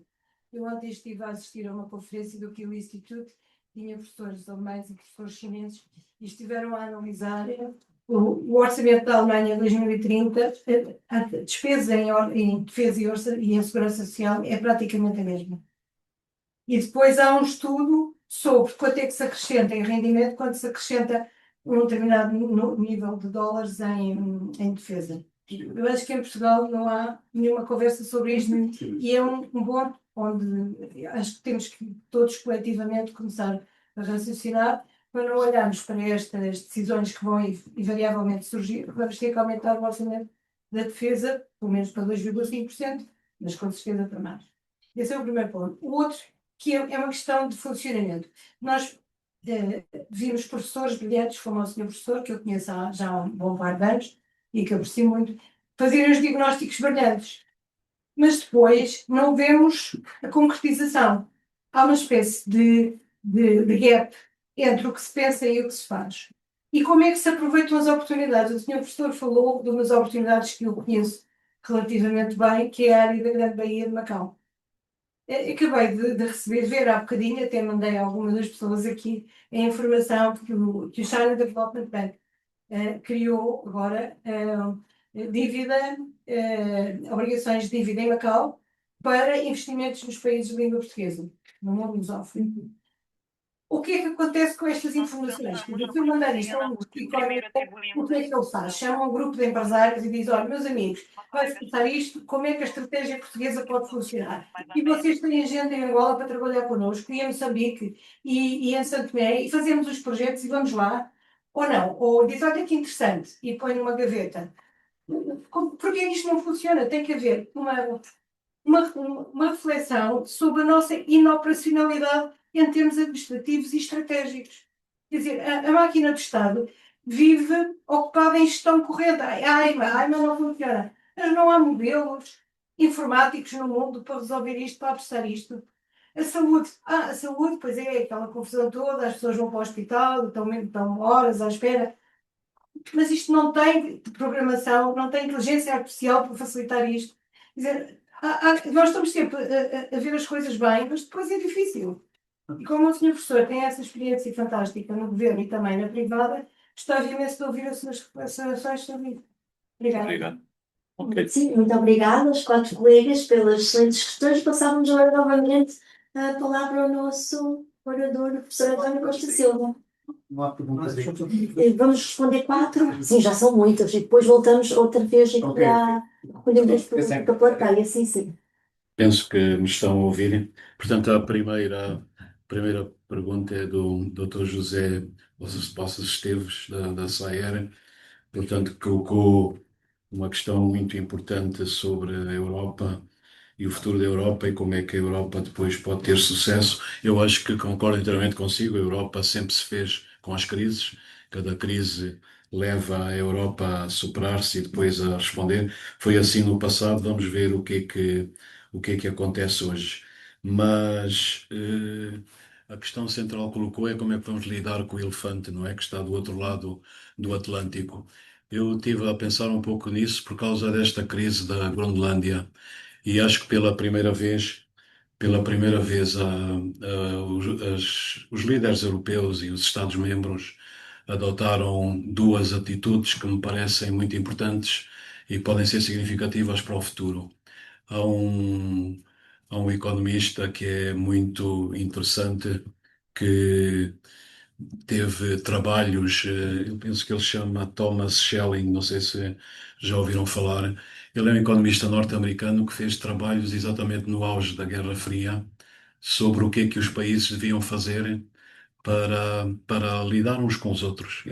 E as políticas dele formataram todas as políticas das administrações americanas. E ele tinha duas coisas que eram cruciais. Isto é no auge da Guerra Fria, entre os Estados Unidos e a União Soviética, e o que é que os Estados Unidos deviam fazer. E o Thomas Schelling disse, o primeiro aspecto é a credibilidade, portanto, do compromisso. Tudo aquilo que se diz tem que ser credível. E quando nós analisamos a União Europeia hoje, deixa muito a desejar sobre a questão da credibilidade. Tem que se fazer um trabalho muito grande a esse nível. Mas depois o outro ponto que eu acho muito interessante é o que ele chamava o tripwires. Tripwires podemos traduzir fios de detonação. E há um exemplo extraordinário no auge da Guerra Fria, quando, mesmo naquela altura da crise dos mísseis em Cuba e da probabilidade de haver um conflito nuclear, os Estados Unidos colocaram no ponto mais avançado de Berlim Ocidental, junto à fronteira com a Alemanha Oriental, uma guarnição muito pequena. Portanto, tinha meia dúzia de soldados, digamos assim. E, portanto, essa guarnição era facilmente destruída, porque estava ali no ponto de mira do outro lado do muro. Essa guarnição nunca foi atacada. E, portanto, o que o Thomas Schelling dizia é que o tripwires, o fio de detonação, coloca frente ao outro aquilo que pode acontecer se ele tomar uma atitude. E se repararem, o que alguns Estados-membros, os 8 fizeram na Groenlândia, as pessoas discutiram muito, alguns mandaram um soldado, outros 5 soldados, mas estavam lá soldados de 8 países. E repare que isso pode ser a tal história do fio de detonação. E provavelmente alguém no Pentágono, se eles algum dia discutiram a intervenção na Groenlândia, vai começar a pensar, isto já não atacamos só a Groenlândia ou a Dinamarca, são 8 países que estão lá, o que é que se vai passar a seguir? O fio de detonação coloca à frente do outro, pelo menos a capacidade de pensar nas consequências da sua ação. O outro elemento muito importante, que aí a capacidade de ser credível é significativa. Reparem que a União Europeia desenvolveu um instrumento que é importante, que é o chamado instrumento anticorrupção. Desenvolveu este instrumento na altura para lidar com a China. Mas esse instrumento é um instrumento poderosíssimo. E, a meu ver, é um instrumento que tem que ser usado para lidar com os Estados Unidos. Não significa que a Europa o vá algum dia implementar. E, aliás, já vimos vários líderes europeus a dizer que temos este instrumento, mas isto não é nunca para aplicar. Ora, se nunca se eles dizem isto, toda a capacidade de dissuasora se perde. E o que é que significa este instrumento? O instrumento anticoerção significa que a Comissão Europeia fica mandatada para, em relação a empresas da potência com que estão a lidar, neste caso dos Estados Unidos, podem limitar investimentos, podem banir esses investimentos, podem inclusive revogar propriedade intelectual. Reparem a ameaça que aqui existe para as imensas empresas norte-americanas na área dos serviços. Os Estados Unidos dominam 75% do mercado mundial de serviços, da cloud, do computing, e a Europa depende em 80% desses serviços. E, portanto, as empresas europeias e a Europa são absolutamente cruciais para esta empresa. Mas limitar ou ameaçar que se vai limitar pode ter um significado muito, muito, muito importante. E o que se passa é que isto pode ficar em cima da mesa. Portanto, qual é a minha sugestão aqui? É a União Europeia mapear tudo aquilo que os Estados Unidos podem perder se usar um instrumento anti-coerção e pôr isso em cima da mesa. E é por isso que eu fiquei muito triste com a negociação que a Ursula von der Leyen fez na célebre reunião de Turnberry, na Escócia, no dia 27 de julho do ano passado, quando fez o acordo de tarifas. Porque repara uma coisa, nós temos, em termos das trocas comerciais, Europa com os Estados Unidos, são das maiores do mundo, são 9 bilhões de dólares por ano. Destes 9 bilhões, 1,7 bilhões são bens. O resto é serviços. Repare que na negociação ela não pôs em cima da mesa a questão dos serviços. E o que é que o presidente Trump alega? É que nós, nos bens, temos que regular e pôr tarifas porque nós somos altamente deficitários. Ora, nos serviços acontece o contrário. Quem é deficitário é a Europa, porque os americanos vendem tudo e mais alguma coisa na área dos serviços. E, portanto, nestas negociações, é fulcral dizer, vocês vão atuar aqui, mas percebam que nós, numa outra área, as trocas comerciais não se limitam a este lado, limitam-se a esse. Se essa questão de ser deficitário se coloca, nós também vamos pôr esse problema em termos dos serviços e respondemos desta maneira. E é preciso ter coragem. Uma das coisas que eu aprendi na minha vida, muito cedo, nós temos que ter coragem. Há uma peça extraordinária do Shakespeare, que é o Rei Lear, em que ele diz: um homem corajoso só morre uma vez na vida. Um homem cobarde morre todos os dias. E a União Europeia não pode andar a morrer todos os dias. E, portanto, aí eu concordo com o Dr. Monteiro Nabo, tem que ter aí coragem e tem que se confrontar. Não significa que a gente vai entrar numa convulsão grande. Mas para o elefante só entende a linguagem do elefante. Se nós tivermos uma linguagem de mosca, nem sequer liga. E, portanto, é muito importante a esse nível fazer isso. Eu acho que a Europa pode fazer o caminho nessa dimensão. Mas pronto, é uma sugestão apenas. Agora, o que se passa no encontro de Turnberry na Escócia, portanto, nós aceitamos a imposição das tarifas, não respondemos, e eu a seguir tive a oportunidade, quando fui a Bruxelas, em Bruxelas o ambiente, mesmo entre os funcionários da Comissão Europeia, era muito depressivo. Aliás, se vocês virem a fotografia, está o Trump com toda a equipa dele a rir-se na Escócia, muito felizes. A Presidente da Comissão Europeia com riso amarelo e ao lado dela a senhora que é a negociadora mor da Comissão Europeia, que está tristíssima com os olhos no chão. E a Europa não pode deixar que isso aconteça, porque eu acho que tem um papel no mundo e poderá ter um papel no mundo muito importante. Isso liga-se talvez com a pergunta, e posso fazer já a ponte que o Dr. Monteiro Nabo colocou aqui, portanto ele é muito crítico da Europa e com razão, e portanto ele falou que neste mundo nós podemos depois estar com as grandes potências, Estados Unidos, que ainda por cima podem usar a força bruta, como o Presidente Trump diz, que os Estados Unidos, a China, a Rússia. E o mundo com estas três grandes potências, sem a Europa e sem as democracias, será um mundo muito pobre. Porque reparem, aquilo que ele enunciou, o Presidente Trump, está na Estratégia de Segurança Nacional, que é o regresso à doutrina Monroe. É curioso que a doutrina Monroe foi feita pelo Presidente James Monroe e era, no início, anticolonialista. Era para as potências europeias não entrarem no hemisfério ocidental. Depois veio o Theodore Roosevelt, que é um presidente que a converteu numa teoria que é para os Estados Unidos intervirem em qualquer lado. Portanto, o segundo princípio, que está também naquilo que eles chamam hoje a cláusula Trump, é tudo o que se passar no hemisfério ocidental. Se há um país que a gente não gosta, está a atuar mal, nós temos a capacidade de intervir, porque este é o nosso quintal. Mas o grande problema desta teoria é que o mundo fica dividido em esferas de influência. Depois, quem é que vai dizer quais são as esferas de influência? Isto é, amanhã os Estados Unidos vão intervir no Irão. E o Irão é um parceiro da China. A China diz que não pode intervir no Irão. Como é que vamos regular as ações internacionais? E isto é muito grave. Mas há um aspecto que o Dr. Monteiro Lobato tem toda a razão, e a mim me preocupa muito. Quando houve esta crise na Groenlândia, foi antecedida pela crise na Venezuela. Aliás, nós tivemos, nestas 3 semanas, é a Venezuela, é a ameaça ao Irão, é a questão da Groenlândia, é o processo que pôs ao homem da Reserva Federal, é o ICE nos Estados Unidos. Portanto, temos uma presidência muito errática que ataca por todos os lados. E quando isto sucedeu, relativamente, portanto, à questão da Venezuela, veio a público nos Estados Unidos. Não sei se acompanha o debate público nos Estados Unidos, é muito intenso. Para mim, quem pode parar realmente o presidente americano é a sociedade civil americana, como vimos no ICE. São as forças democráticas americanas, as forças democráticas europeias têm que trabalhar com as forças democráticas americanas. Os americanos, para defenderem a liberdade, é absolutamente fulcral. E veio a público o depoimento da Fiona Hill. A Fiona Hill foi uma membro da administração Trump no primeiro mandato. Ela fez uma audição no Senado ou no Congresso, e a audição veio agora a público. E ela, nessa audição, disse que o presidente tinha recebido da Rússia, de Putin, uma proposta. Os Estados Unidos ficam com a Venezuela e nós ficamos com a Ucrânia. Dito exatamente assim. E vocês reparem, se isto suceder, nós temos um mundo que é ingovernável.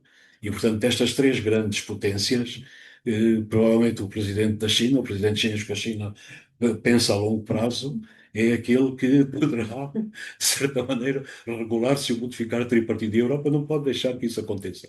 Só que os chineses, estudo muito a política e a geopolítica chinesa, porque tem líderes que são absolutamente extraordinários. Um dos grandes líderes do século XX é o Deng Xiaoping, o arquiteto da reforma económica da China. Se hoje ouvimos falar muito de terras raras, este homem, em 1991, visitou a mina de Baotou, na Mongólia Interior, que é a maior mina de terras raras do mundo, e disse uma frase no fim da visita, que hoje é estudada nos manuais de geopolítica, disse: o Médio Oriente tem petróleo, a China tem terras raras. Reparem, estamos em 1991. Portanto, o Médio Oriente tem o petróleo que domina a economia deste século, nós vamos dominar a do próximo século. As terras raras estão hoje no centro do debate. E é por isso que a China é o país mais avançado do mundo, nesta altura, a esse nível. Agora, os chineses têm aquela história do Sun Tzu, da arte da guerra. E o que é que o Sun Tzu dizia? Um dos princípios: quando o teu inimigo está a fazer disparates, por favor, não interrompas.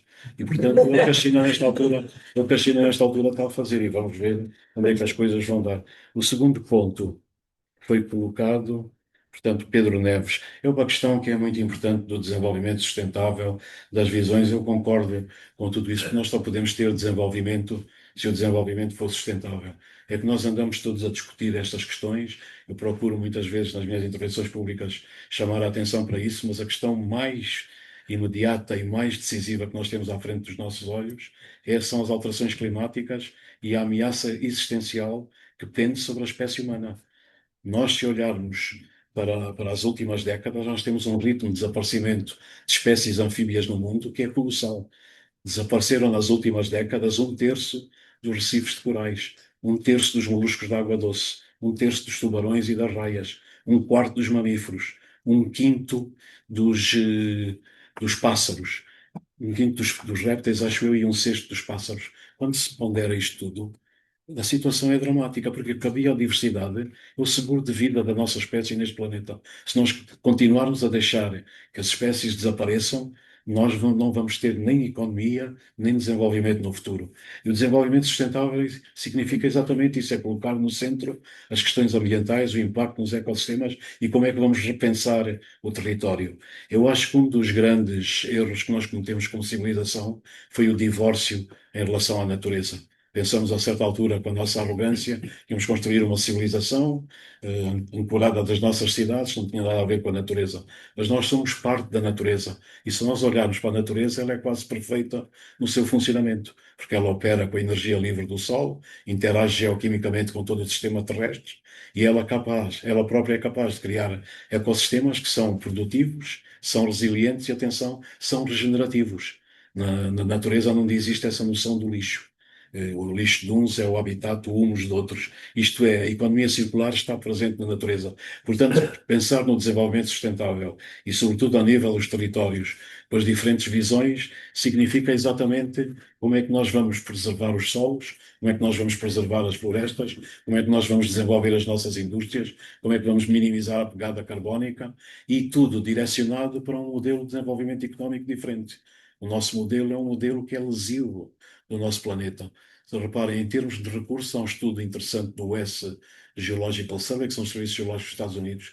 Nas últimas 6 décadas, nós estamos a consumir, em termos percentuais, 600 vezes mais petróleo, 1000 vezes mais gás, 756 vezes mais níquel, 1500 vezes mais bauxito. Isto é insustentável.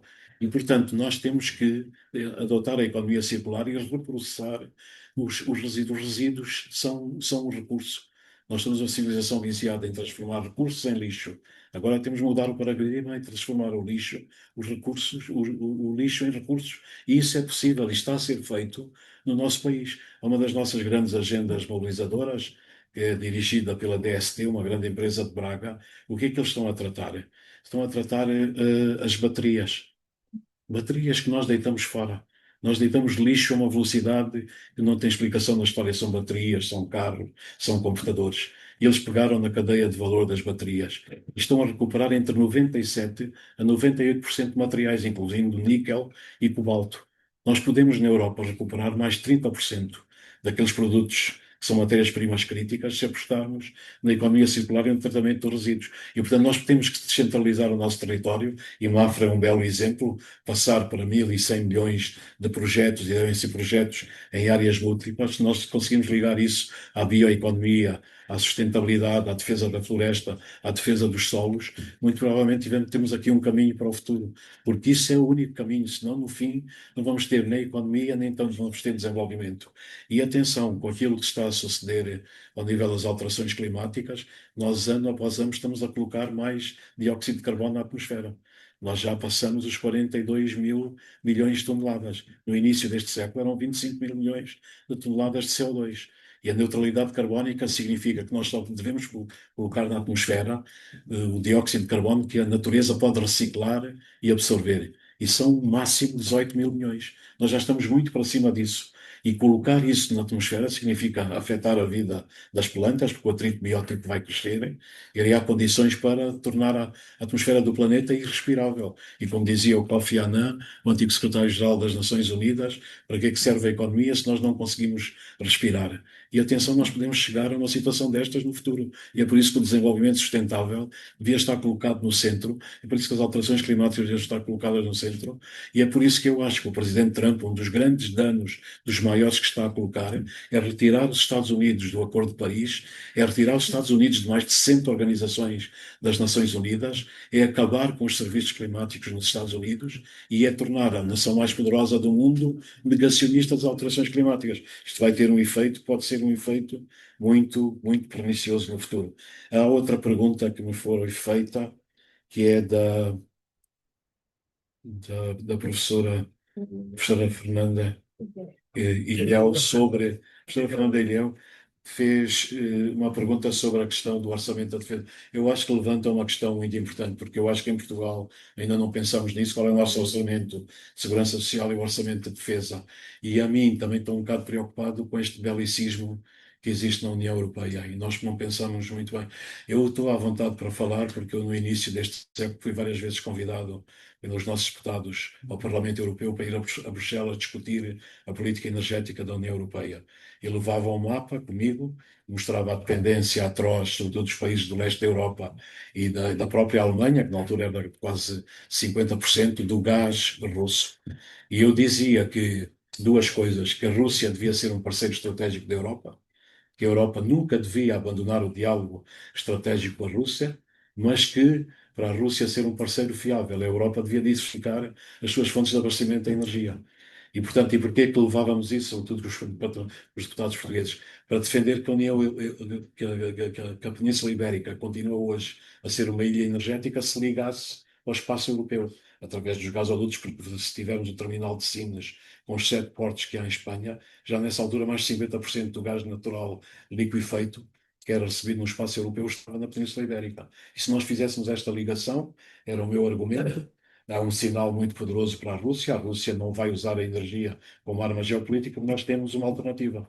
Mas pode cimentar a relação com a Rússia. E quem recusou isso foi muitas vezes os alemães e os franceses. Isso nunca vai acontecer. E porquê? O argumento deles era que no auge da Guerra Fria, a Rússia, que tem um pipeline que era o Druzhba Line, a União Soviética nessa altura nunca faltou com o fornecimento de gás e de petróleo à União Europeia. E eu dizia, mas agora o dirigente, não é a União Soviética, é a Rússia, o dirigente é o Vladimir Putin, e ele escreveu uma tese que é exatamente como, a tese de mestrado dele é como usar a energia como arma geopolítica. Isso vai acontecer mais cedo ou mais tarde. Isso foi negado na altura. E, portanto, isto é uma questão muito dramática para nós, porque eu acho que também foi um erro. A Europa cortar completamente as pontes de diálogo com a liderança russa. A Rússia não é também nenhum papão, como se diz. Este investimento de 5% na defesa parece-me absolutamente excessivo. Se vocês olharem para a Rússia, é isso que provavelmente as lideranças europeias muitas vezes não fazem. Se temos ali um adversário, tem que se fazer a análise estratégica do adversário. E se olharem para o adversário, o que é que se passa? A Rússia é evidente que está na iminência de poder ganhar a guerra, mas tem 40% da sua economia que diretamente depende da economia de guerra. É fabricar material que é destruído nos campos de batalha, não cria riqueza. Depois tem mais 30% que é indiretamente relacionado com a economia de guerra. E se olhar para aquilo que se passa dentro da Rússia, o custo de vida está a aumentar, o rublo está-se a desvalorizar, há muita dificuldade no investimento, há muitas fragilidades na própria economia russa. E a fragilidade maior é a fragilidade demográfica. A Rússia é o país do mundo que mais população perde. E atenção, já perdeu, segundo algumas estatísticas, cerca de 1 milhão de pessoas na Ucrânia, que é excessivo. Se houvesse um país europeu ou alguns que perdessem homens desta dimensão, nós tínhamos uma crise. E, portanto, algures vai ter que se reatar o diálogo com a Rússia, a meu ver, e vai ter que se ponderar aquilo que vamos fazer na economia da defesa. O Instituto Kiel, onde a professora hoje esteve, tem um estudo também muito interessante que diz que se aumentarmos 1% de investimento na defesa, tem um impacto, pode ter um impacto muito positivo no crescimento do PIB da União Europeia, cerca de 1,5%. Só que há uma condicionalidade, tem que ser bens de duplo uso. E nós temos, por exemplo, a nossa indústria metalomecânica, a fabricação de máquinas, equipamentos, drones, pode entrar nas cadeias de valor europeias. Nós temos várias das nossas indústrias em que isso pode ser positivo, mas tem que ser com os bens de duplo uso para servir a economia. Agora, a guerra por si, e desenvolver uma grande indústria de guerra e transformá-los numa potência muito, muito armada, eu penso que isso não será efetivo em termos do futuro. É evidente que temos que nos defender. Se fizermos uma análise, ainda há dias estava a ver se nós terminarmos a relação transatlântica. Espero que não aconteça e os dirigentes europeus devem fazer tudo para a preservarem. Mas só em termos de ogivas nucleares operacionais, isto é, podem ser disparadas hoje, a Rússia tem 1.700 ogivas. A Europa, a União Europeia só tem 400. São 280 na França e 120 na Inglaterra. Ainda por cima, as 120 que estão na Inglaterra, como sabem, o arsenal nuclear inglês é muito condicionado o americano, não pode ser usado de qualquer maneira sem os americanos autorizarem. E, portanto, passadas estas décadas todas, são daquelas pessoas que tendem a concordar com o presidente de Gaulle, que na altura fez uma comoção internacional. Portanto, nós vamos ter hoje uma espécie de gaullismo europeu. Recordo só que o presidente de Gaulle, desde sempre se opunha a Europa ter a sua defesa dependente dos Estados Unidos da América, porque algum dia podia acontecer uma coisa diferente. E o que é um facto é que o arsenal francês não tem nenhuma dependência dos Estados Unidos. Já o inglês tem. A Europa tem que fazer isso, tem que ter o mínimo para se funcionar como força dissuasora, mas não pode abandonar o diálogo. E aqui há um outro ponto que foi colocado, que são a dimensão dos países europeus, que nós temos realmente cada país europeu por si. Só que há duas espécies de países europeus, como alguns analistas dizem. São aqueles que são pequenos e aqueles que ainda não sabem que são pequenos. Que é o caso da França, por exemplo, que tem sempre essa dimensão. E isto, para mim, deixa-me um bocado inquieto. Porquê? Porque neste fosso económico nós deixamos que se criasse entre a Europa e os Estados Unidos. Há dias estava a fazer um exercício que é muito simples e vocês podem fazer esse exercício. Se cada um dos nossos países europeus, da União Europeia, for um Estado dos Estados Unidos da América, em que lugar fica? E podemos considerar aqui um país que não é da União Europeia, como é o Reino Unido. E vocês vão chegar a uma conclusão que é brutal e mostra a fragilidade em que nós também nos encontramos do ponto de vista económico. É que, tirando a Alemanha, todos os países europeus, incluindo o Reino Unido, ficam no 51º lugar, atrás do mais pobre dos Estados Unidos, que é o Mississippi. O Mississippi tem um PIB per capita de 51 mil dólares por pessoa. E todos os países europeus, incluindo a França, incluindo o Reino Unido, estão atrás, hoje. E isto há 15 anos atrás não era assim. E, portanto, há algo aqui que se perdeu em termos da estratégia, como dizia o Dr. Monteiro Dava, em termos da estratégia de desenvolvimento da economia europeia, falhamos completamente. Eu tentei levar tudo isso ao Conselho de Competitividade da União Europeia. Felizmente, o Mário Draghi e o Henrique Letta acolheram, nós tivemos muitas reuniões de trabalho com eles, acolheram isto, mas depois há como é que a União Europeia vai implementar, o que é que vai fazer. E também foi colocada essa pergunta. E, por exemplo, o Mário Draghi recomenda sobre a inovação, que é um dos grandes problemas que nós temos na Europa. Nós sabemos fazer ciência com dinheiro, mas não sabemos fazer dinheiro com a ciência, não conseguimos criar grandes empresas tecnológicas europeias. E, portanto, a recomendação que ele deixou no relatório, e foi muito discutido lá com o Conselho de Competitividade, foi recomendar à Comissão Europeia que revise toda a sua estratégia em termos da inovação. Porque, no fundo, o que se passa na Europa na inovação, continuamos a apostar naquilo que são as tecnologias médias, são a indústria automóvel convencional. Por exemplo, não estamos a apostar nas biotecnologias, nas ciências da saúde, nas ciências farmacêuticas, enfim, muitas outras tecnologias que são de alto valor acrescentado. Agora, se isto for parar à Comissão Europeia, ela é encarregar os mesmos serviços de reverem as normas. Eu, na altura, lá na discussão, citei uma frase do escritor norte-americano que é o Upton Sinclair. O Upton Sinclair tem uma frase que eu acho extraordinária, que ele dizia: é muito difícil explicar uma coisa a uma pessoa se o salário dessa pessoa depender de não compreender essa coisa. Portanto, vai explicar aos burocratas. Nós temos que ter menos burocracia, temos que fazer. Não vai acontecer nada. E a Europa, se não houver uma vontade política forte, se não houver planos para implementar as coisas, pode falhar clamorosamente. Esperemos que não aconteça. Peço desculpa. Duas perguntas. Sim, temos aqui duas perguntas dos colegas que estão em casa. Ainda podemos lê-las? Sim. Então, temos o colega Guilherme Ferreira que pergunta como é que podemos aumentar a produtividade em Portugal. Ele refere especificamente ao facto de termos muitas, não só microempresas, mas também empresas de natureza familiar. Portanto, o que é que podem ser os estudos que podem existir para a fusão e para a separação da gestão versus propriedade. E depois temos uma segunda questão do nosso colega Mário Nobento, que refere uma recente intervenção do presidente do Canadá, que defende que os países com menos poder militar se devem unir. Portanto, ele pergunta como é que a Europa se poderá posicionar para ter algum soft power. Portanto, são aqui as questões que os colegas que estão em casa nos fizeram chegar pelo chat, e seriam as últimas duas questões aqui. Está bem. Está bem. Muito obrigado. Muito obrigado. Portanto, sobre a primeira questão, o aumento de produtividade, eu penso que isto é dos assuntos mais debatidos em Portugal e nós temos múltiplas análises.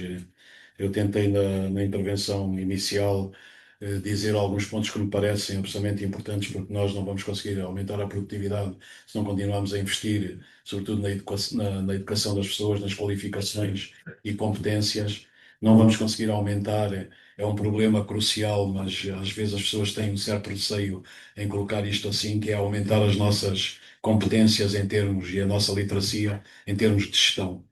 Nós temos empresários extraordinários, mas nós temos que, digamos, reciclar ao nível da gestão, da preparação das empresas. É evidente uma nova geração que está a tomar conta das empresas. As empresas são muitas delas familiares e vi isso em múltiplos aspectos. Por exemplo, temos uma empresa extraordinária ali na região de Santarém, que é a Fravisel, que fabrica equipamentos, maquinaria. E eu fiquei muito sensibilizado com esta empresa, é do Elísio Frazão. Já tem as duas filhas que estão a tomar conta da empresa, que são extraordinárias. E o que é que se passa?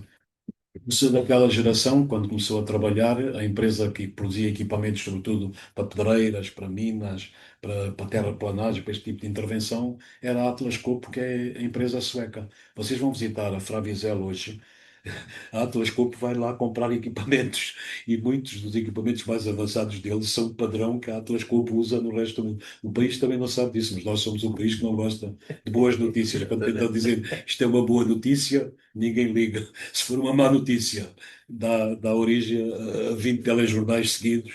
Nós somos especialistas nisso. E, portanto, nós também, para aumentar a produtividade, temos que ter estes bons exemplos e generalizar estes exemplos. E a literacia em gestão é absolutamente crucial. Na altura, depois não foi possível que o governo, entretanto, acabou. Estávamos a lançar um programa que é para a renovação da literacia em gestão dos nossos empresários, que era feito com as associações empresariais, com as nossas faculdades de economia, sendo que os empresários que frequentassem seria ao fim de semana, cursos mais expeditos, e depois ficavam com uma pontuação para concorrerem aos fundos europeus, que nós temos tido sempre um incentivo. Esse é um aspecto que me parece muito importante. Depois é tudo que tem a ter a inovação, a competitividade, e é evidente, como o Guilherme colocou aqui, a questão da escala. Nós realmente temos, como disse, o nosso tecido empresarial, 96% são as microempresas. E nós tínhamos na altura, com o Banco de Fomento, e o Banco de Fomento continua a ter hoje, um grande programa, que é um programa exatamente para facilitar as aquisições e fusões. Mas é muito difícil às vezes explicar aos nossos empresários que isto é positivo. Porquê? Porque cada empresário, é por isso que eu te falo no minifúndio, cada um quer ter o seu minifúndio.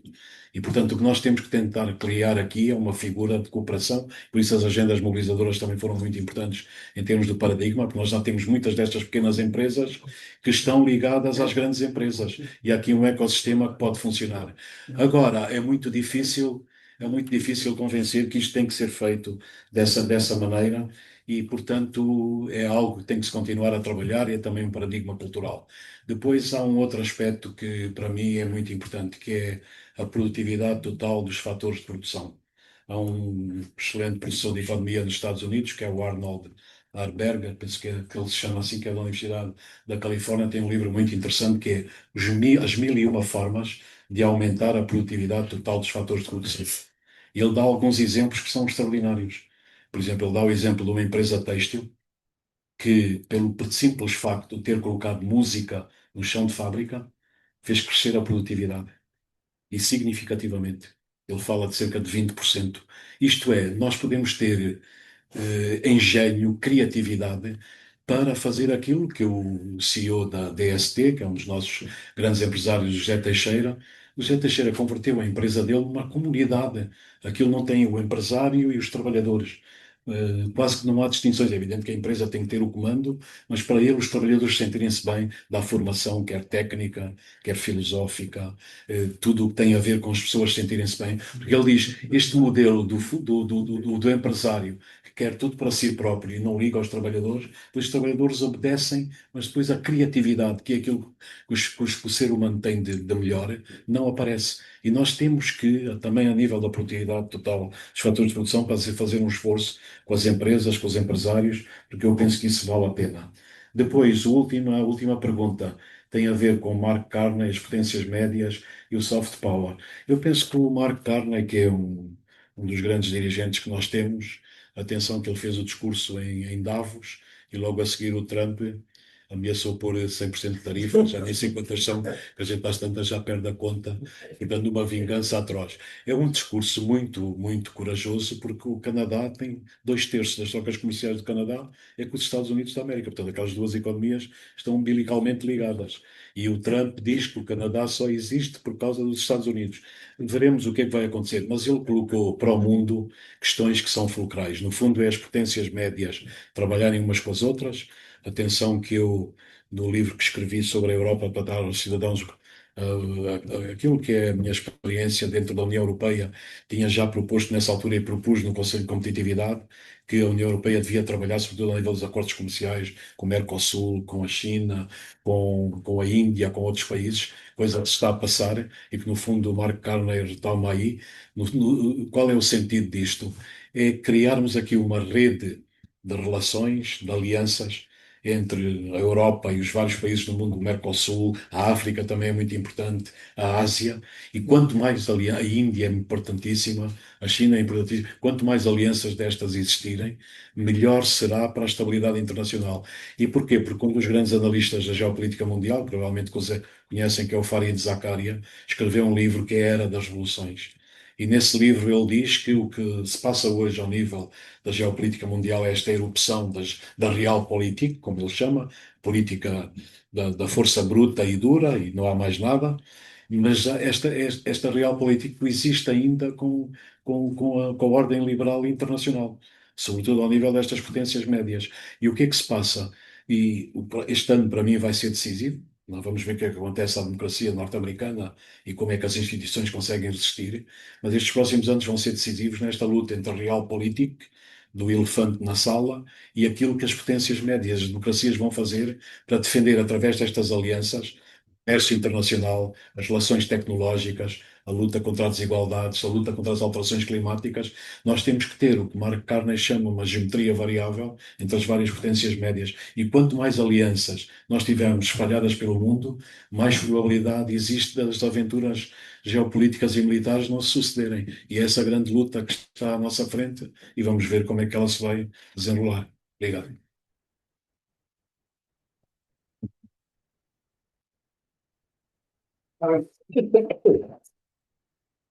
Hoje o nosso cenário, o professor António Mendonça, também nos brindou com a sua presença neste primeiro webinar organizado pela DRCA.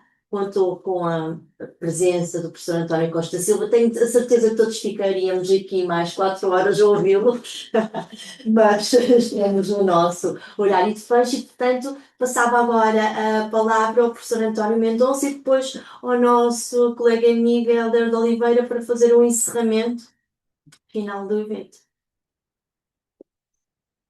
Muito obrigado pela palavra. Eu quero começar por saudar os que estão aqui e os que estão do outro lado, no mundo digital, e naturalmente felicitar a DRCA, a sua presidente, o Ana Machado, também o Hélder Oliveira, pela iniciativa e, de facto, uma saudação muito especial para o nosso convidado, o professor António Costa Silva. Eu vou dizer, peço desculpa que eu tinha uma reunião ao mesmo tempo ali com o conjunto das ordens profissionais do país e já estava marcada, julgo que antes até da marcação deste webinar, e não tive o prazer, o privilégio de estar aqui a ouvir o professor António Costa Silva. Aquilo que eu ouvi da parte final é suficiente para dizer, enfim, efetivamente houve aqui um grande debate, uma grande discussão, e eu perdi. E, portanto, lamento, até que são questões, mesmo do ponto de vista académico, não apenas enquanto bastonário, mas do ponto de vista académico, me interessam profundamente, não é? E a realidade tem destas coisas, não é? Ou seja, o momento que nós vivemos é um momento terrível, mas simultaneamente é extremamente estimulante do ponto de vista do debate intelectual, não é? E tem permitido, enfim, fazer discussões interessantes. E também tem outra coisa, que é, eu aqui, permitam-me, digamos assim, um pouco de vaidade, mas eu aqui na Ordem tivemos um debate sobre a situação internacional há 2 semanas, e precisamente eu chamei aqui a atenção para uma frase do Bertrand Russell, que era um filósofo que eu adorava muito aqui há uns anos, e que chegou até mim, e aí que ele diz uma frase que é fantástica, não é? Conhecer o mundo como ele é, e não como desejaríamos que ele fosse, é o começo da sabedoria, não é? Julgo que é mais ou menos isto que ele diz. E o Carney cita-o, mas não diz que é o Bertrand Russell. Eu digo que não, é o Bertrand Russell, porque o Carney vai citar o Havel, não é? Com aquele célebre, aquela célebre figura que se punha lá nas paredes a dizer proletários de todo o mundo unidos, etc. E o Carney que vai dizer é o rei, né? Há pouco estava a falar isso com o professor Costa Silva, o rei vai nu, não é? No fundo ele fez o papel da criancinha, não é? Que está da passagem do rei, toda a gente acha que o rei vai otimamente vestido, e ele diz, não, o rei vai nu, não é? Ninguém quer dizer, e de facto o Carney, e por isso é um indivíduo que eu tenho a maior admiração, a maior coragem, que eu não pensava que seria possível, Sim. particularmente por aquilo que disse dos 2/3 do comércio serem com os Estados Unidos, que é evidentemente enfim, é por isso é que o Trump diz que aquilo é mais um Estado, não é? E de facto, na prática, acaba por ser, não na consciência de pessoa. Bom, mas isto tudo para dizer, não quero alongar, para dizer que de facto tenho a certeza que o debate foi ótimo e também, enquanto pastor, quero agradecer esta presença do professor Costa Silva, que será sempre bem-vindo. Aliás, eu vou dizer, não é segredo absolutamente nenhum, já disse isto a várias pessoas, mas que eu considero o professor Costa Silva um grande economista. Aliás, nós temos uma tradição na nossa ordem de relação muito estreita com os engenheiros, não é? Com os engenheiros. Aliás, até temos um engenheiro que é economista emérito, que é membro das duas ordens, que é o Luís Mira Amaral, mas também, historicamente, houve no país grandes responsáveis pela economia que eram engenheiros, não é? Aliás, até no século XIX, começando com o Fontes Pereira de Melo, que era engenheiro, na altura era engenheiro militar, mas também o Ferreira Dias, pouca gente se lembra que ele foi o grande responsável pela eletrificação e criação de condições para o desenvolvimento do país, mas também outros, enfim, até alguns que eu, se calhar, aqui há alguns anos não dizia desta maneira, mas tiveram um papel importante na modernização e na abertura do país. Por exemplo, o Ministro das Finanças, como é que ele se chamava? Agora falta-me o nome, Pinto Barbosa. Pinto Barbosa, exatamente. O Pinto Barbosa, que teve algo de importante, não é? Que foi, no fundo, ele que abriu a economia portuguesa. Abriu, quer dizer, digamos, fez as condições para a abertura, para a participação nas instituições internacionais, desde a OCDE, ao Fundo Monetário Internacional, etc., mas também à própria Europa. E o que é engraçado é que ele reuniu-se à volta com um conjunto de jovens que pouco tinham a ver com o regime. Isso é muito importante. E nós, às vezes, não sabemos isso. E que estiveram, por exemplo, na elaboração dos planos de fomento, primeiro, segundo, terceiro e o quarto, depois ficou esquecido, que foram peças fundamentais para aquilo que Portugal ainda é hoje, não é? E quando nós olhamos para a nossa economia, as grandes bandeiras continuam a ser Sines e Alqueva, que nasceram precisamente disso. Talvez a Auto-Europa, não é? Isto agora também não é? Para elogiar o nosso economista emérito, tenha tido também um papel importante mais recentemente. É evidente que aqui o professor Costa Silva chamou a atenção para muitos aspectos e que é importante também que nós nos esquecemos. Casos concretos de empresas e de setores que estão, de facto, a responderem positivamente e são referência. Mas há aqui um problema de produção de efeitos, digamos, de produção dinâmicas, não é? Que permitam ao país como um todo aproveitar isso. Quer dizer, no fundo, as externalidades positivas dessas empresas e desses setores ainda são relativamente reduzidas e é um desafio muito grande que nós temos potenciar as externalidades positivas, criar as condições para isso. Mas, portanto, acho que, eu desculpa, estou a falar mais do que devia, mas eu não consigo, tendo ouvido as palavras do professor Costa Silva, não resisto também a meter aqui a minha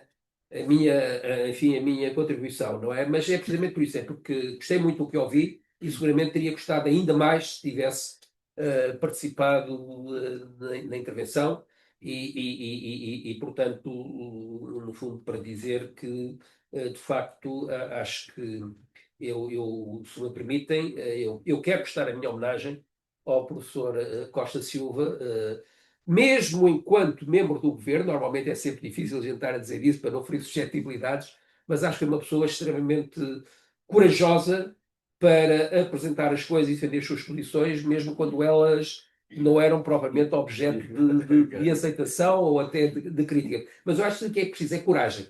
E há pouco estávamos a falar que o país precisa de coragem, de pessoas que digam as coisas, de pessoas que enfrentem os problemas, que façam propostas.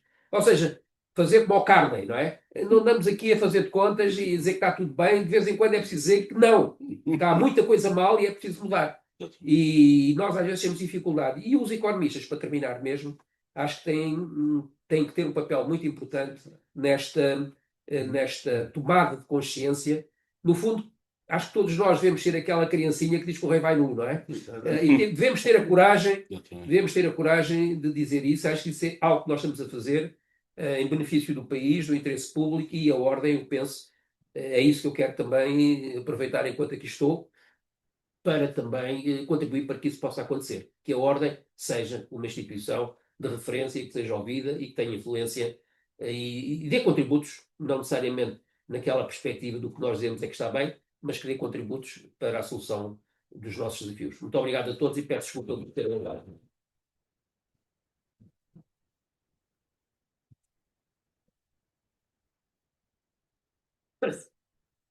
Pronto, cabe-me a mim, depois desta intervenção também muito interessante do nosso personagem, encerrar esta sessão.